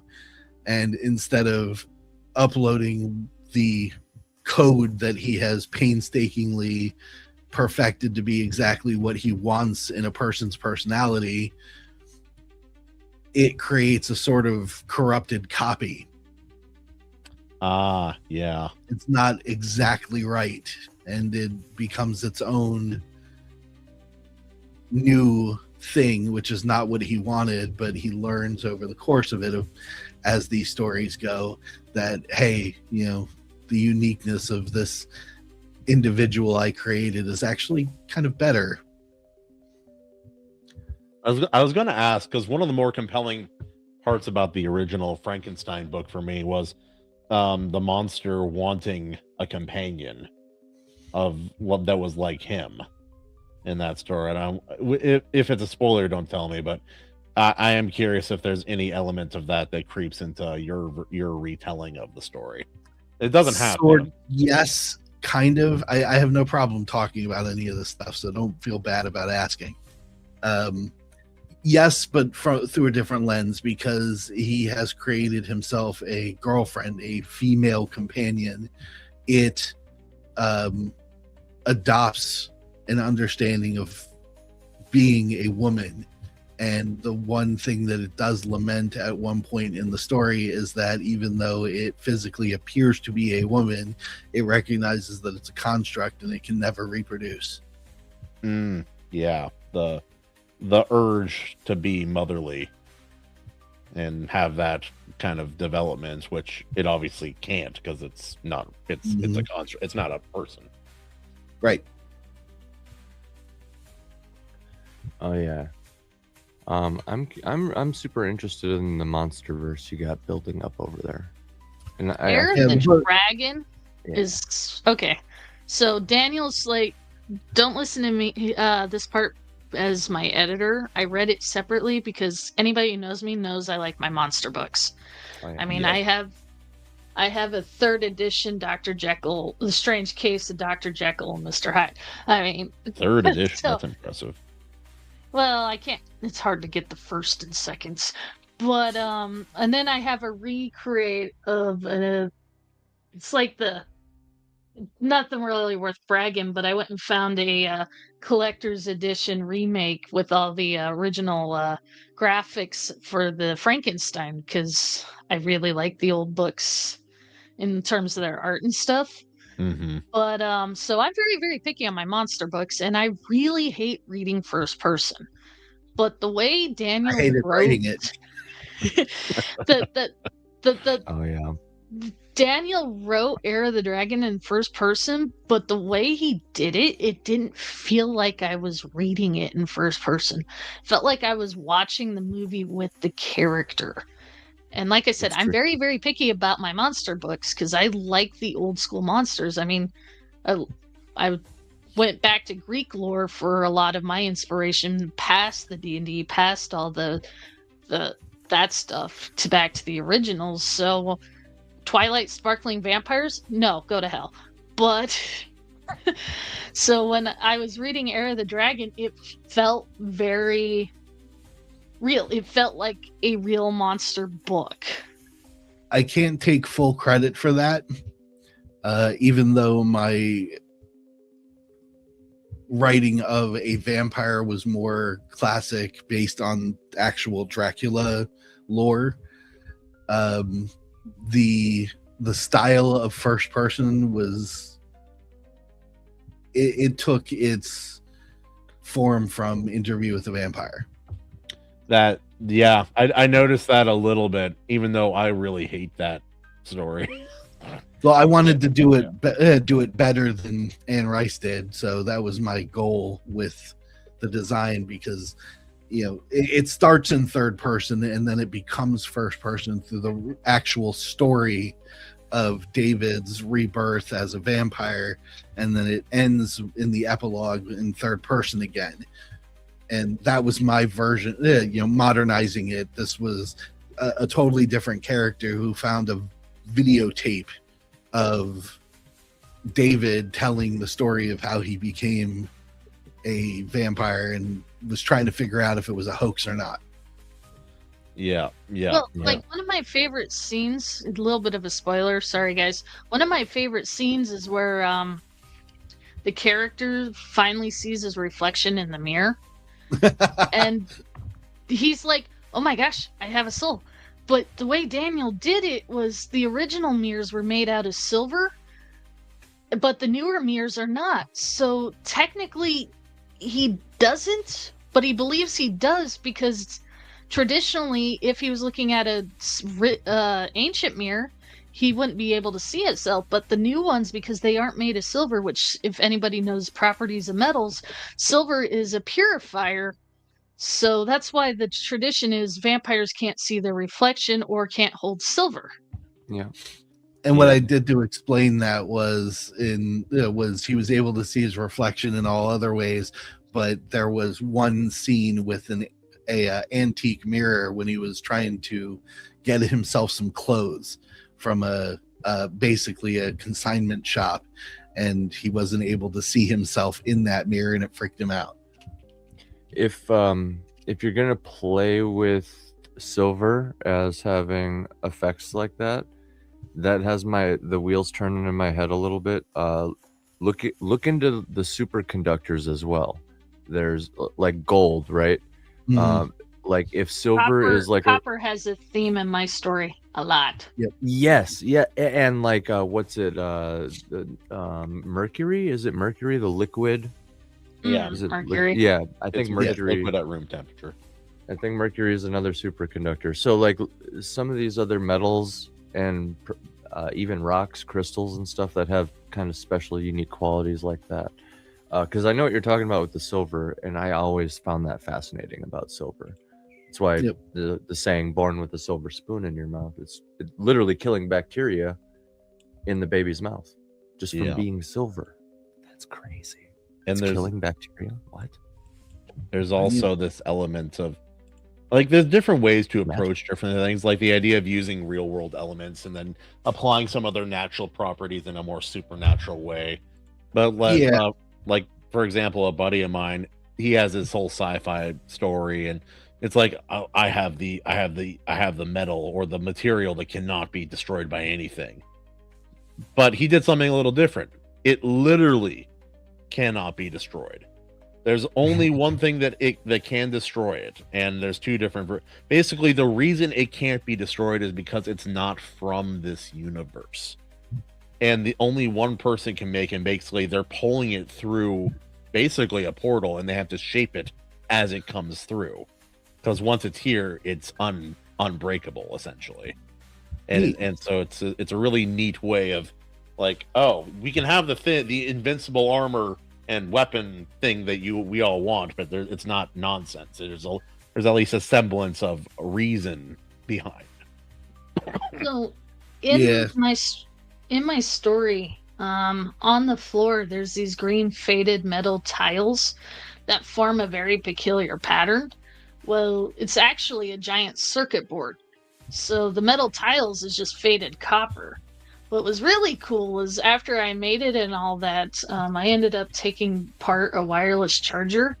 It came in busted, so I figured might as well take a look at it. And its design was almost exactly how I had it set up in the book, with the little plates lining up and allowing the electrical flow that way to charge the battery. That's fun. That's creative. Yep, good realism. Yeah, I try to do a little bit of the same thing with this book. A lot of the finer detail work of the construction of the android is done through 3D printing, but the framework, the actual skeletal design, was done with traditional forging of metal in order to create a frame that could sustain everything that had to be put inside of the artificial body. And I tried not to go too far into the exposition of doing all of that, because it's going to take away from the pacing of the story, but had to make sure that the details were there to show that this character is highly intelligent and adaptive enough with technology to figure out how to blend these things into something unique and extraordinary. Yeah, and it's a fun modern take. It's like, okay, now I'm not creating life in a dead body. I have something I've created, and it's going to be like this. And then it gets to the part where he's like, "Do I add silicone? No, that's too much. And I got to have a lot of fun with it too, in the world build part of designing the story, because this is the modern world and he's kind of an internet geek. So a lot of the things that become aspects of the character's corrupted personality are based around his intended programming. They just don't work right. So he has, for lack of a better term, I'll just be blunt, the construct, when it does exist, has a awkward and off-putting tendency to behave like an anime girl, because that's what he coded. Yeah, that's what he coded the personality to do. But because it's busted, it does these things in the wrong times, in the wrong context, because it doesn't know anything about that stuff. So there are scenes where he's mortified in public when he tries to take his new creation out for a stroll and kind of stress test whether or not it can function in society, that mirror some of the aspects of the original Frankenstein story, just in new and interesting ways. Mm-hmm.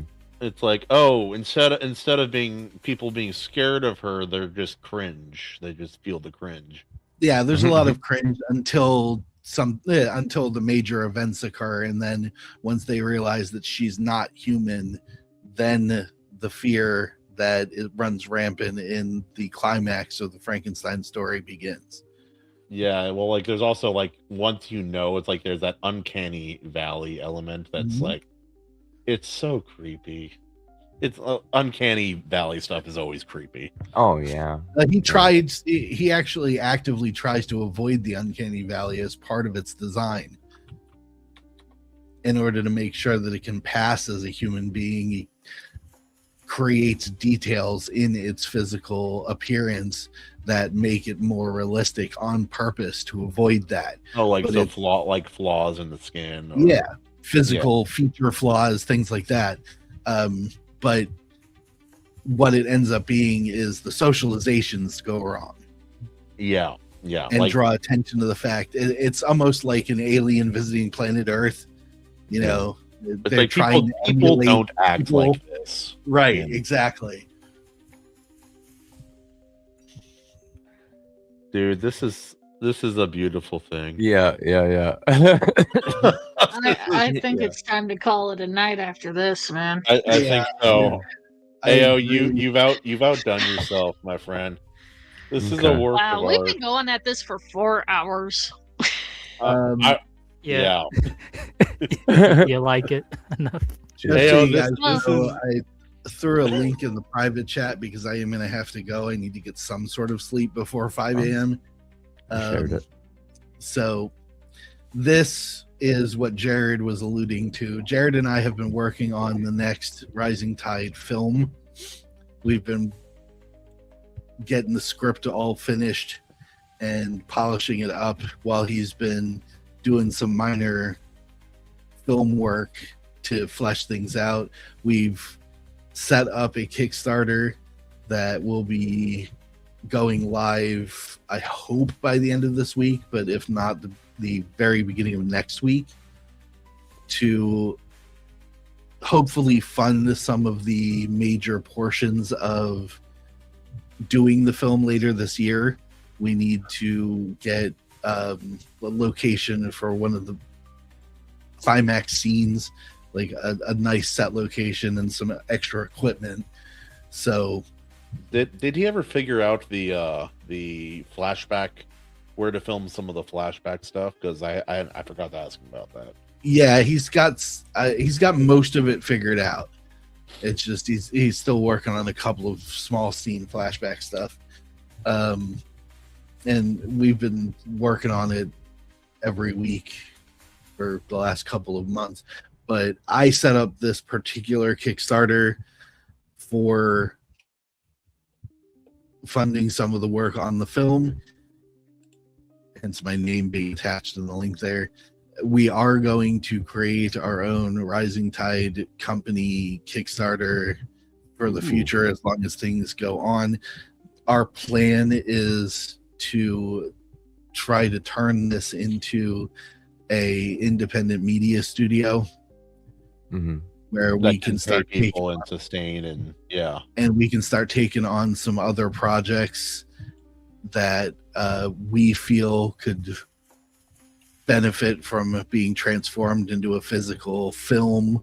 Or we were also talking about doing, like, YouTube series, episodic storytelling, things like that. I urge you to check this out. This one is a suspense thriller. It's about a former government agent who returns home to become a law enforcement officer and ends up in conflict with a serial killer in his small town.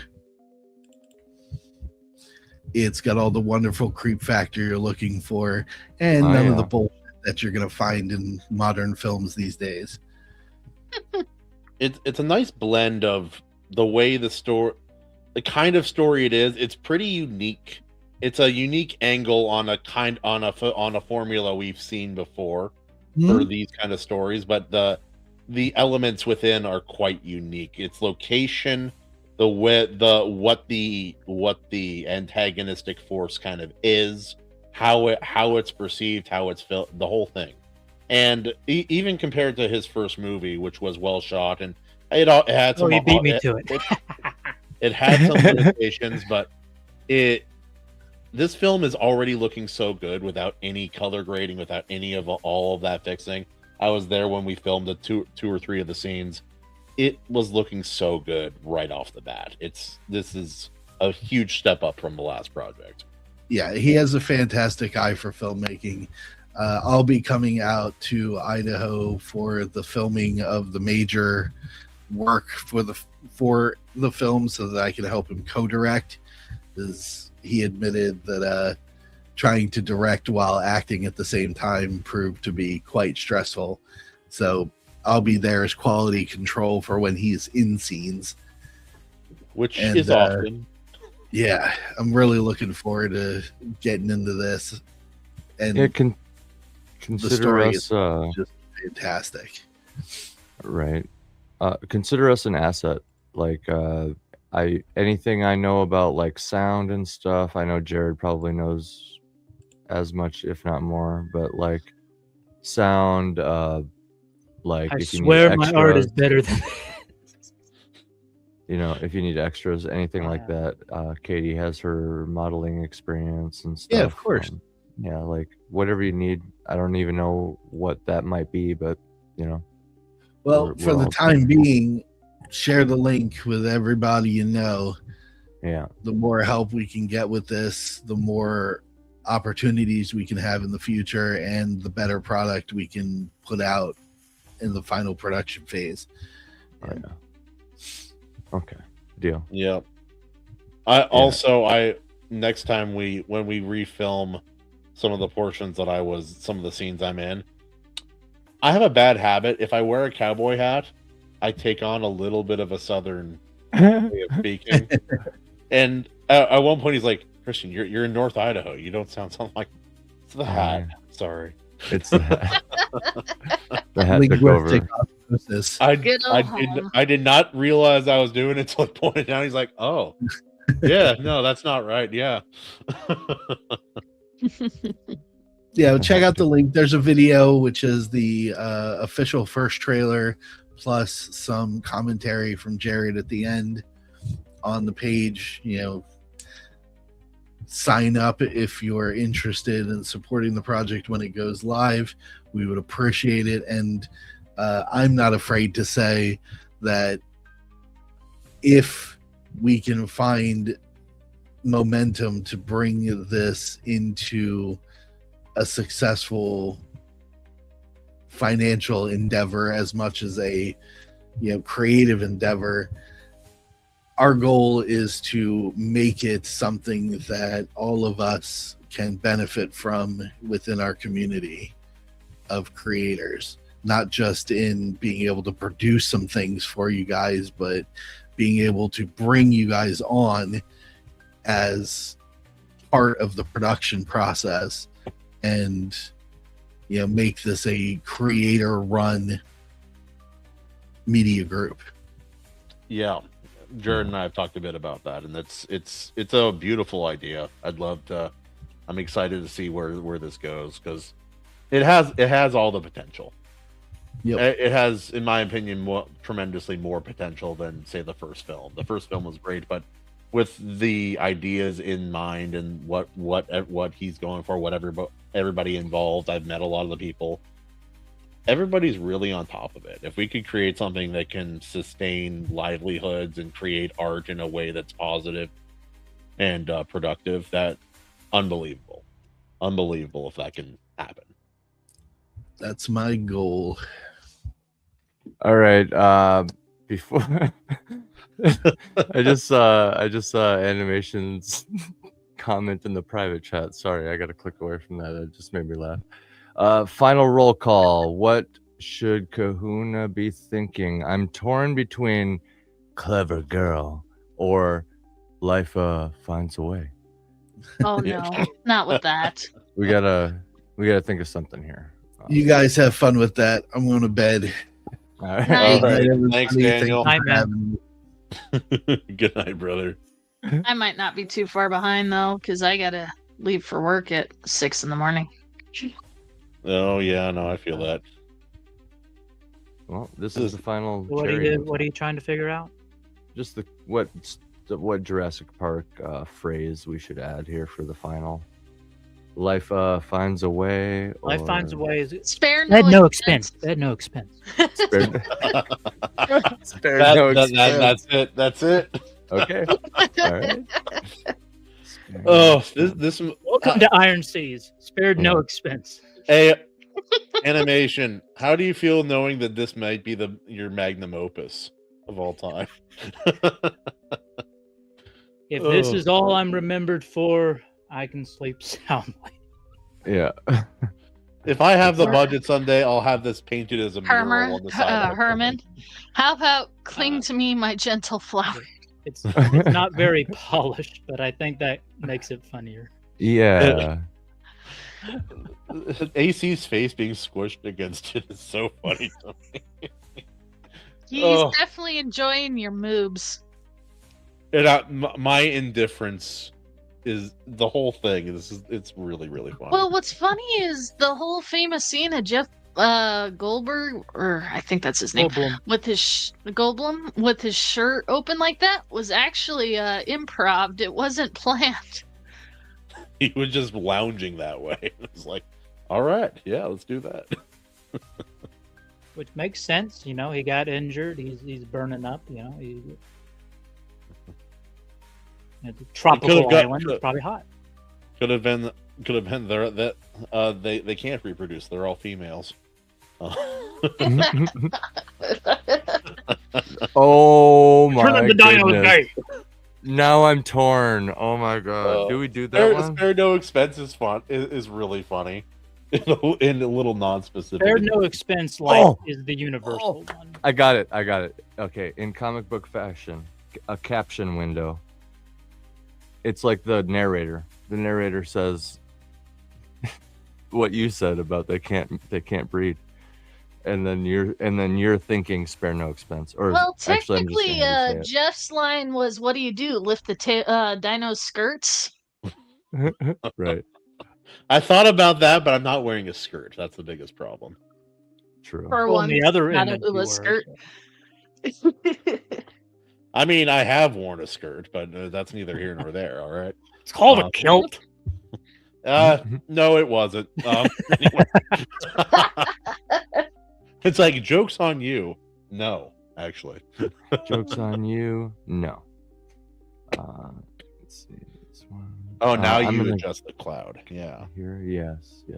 I don't want you screaming it. I just want you saying it. You're just gonna be saying it. Spare no expense. Spare no expense. See, now the trick with comics, and animation knows this, there's a little space around the bubbles here. You want to have an even amount of space around the bubbles, but a little bit more casual for memes. Yeah. It doesn't really matter, but let's see. Yeah, we're not going to print just yet. We might. Let's see here. Wouldn't this be a funny piece of, like how some comics in the modern day, like especially indie comics, they have like little extra art pieces they send with it as an extra. Don't tell anyone. Just put this one just put this as an AC. Your comic comes out. Send a art print. Oh my goodness! This is gonna be a page. Yeah, this is gonna be a page. Oh, I think. Christ Almighty! Oh my goodness, dude! What have you done, animation? Like this is why you fit right in. I think. Also, Maji, thanks for coming on and talking about your book. And I know it's hard talking about something you've done. I know it's hard. Especially for you. I'm kind of afraid I talked too much about it, but at the same time, I don't know if I talked enough. It's a hard balance, that's for sure. I think you did a good job. Hi, Maji. Hi. But hopefully, I appreciate you guys letting me come on and talk about it. Hopefully, it intrigues somebody. But absolutely, if not, we gave it a shot. I can also record. Maybe I can do it Thursday or Friday night. I can record the dialogue you sent me, and I think I was getting close to what I would do on my own. I But think Jared actually made a tune for it. I asked him to, but I haven't heard anything about it. I need to ask him if he did or not. yeah, bully him. No, I'm not gonna bully him. He's got a I'll do it. full schedule as it is. But was that too long of a read? Should it be less than that? I was just trying to give you a good idea of like the Minotaur culture, and I got milking farm bullshit. You can always cut some of it if you need to in the beginning or the end, or I can't even. It's a good amount. It depends on how long it is and my reading pace. I was trying to read it kind of slower too. I think it's enough to edit around. Yeah. Mm-hmm. I was afraid it might have been a little too long, but no, really I quick, like it. Kahuna. It was good. Kahuna, what did you say about breeding? They could breed. All of our species are female. Yeah, they can't breed. All of our species are female. Yeah, what was the line from the movie? How'd you know? You go around checking their skirts? Yeah, lifting the dino's skirts or something like that. We engineer them that way. Here, I'm gonna just look it up very quickly. The line from the movie. He says something about, well, they're all female or something. Like there's like a back and forth.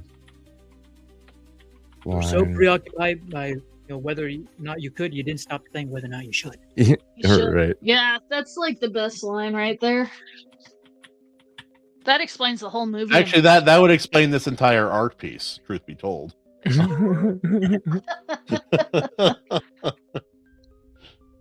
stood on the shoulders of giants, you slapped it on a lunchbox, and now you're selling. The grandpa says all the best lines. AC, you could always just do the one line. Well, because all the animals in Jurassic Park are That's what I'm doing. You've engineered them that way. You could always just because all of the kahunas in Jurassic Park are yes. Yes. Because the dinos are dickless, you see. In all the kahunas in Iron Park are male. We engineered them that way. I'm scared. It's the flea circus. This is going to be so good.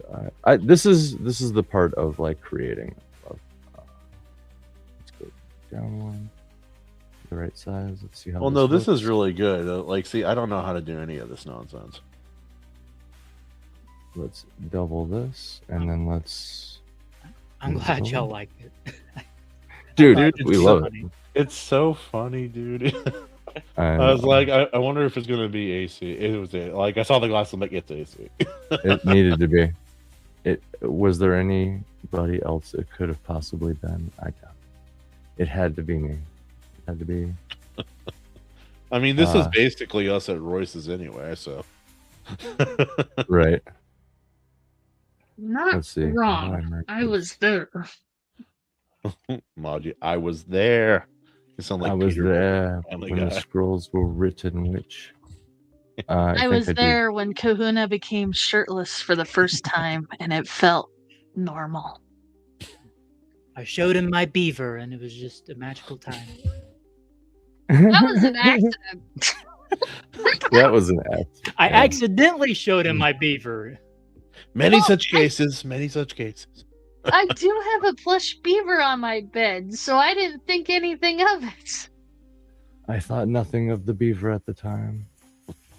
The beaver was not on our minds, but it was always in our hearts. So it's actually really soft. Soft beaver. Nice. Still my favorite moment from a live stream. Maybe ever. It was pretty good. It was great hanging with you, Maji.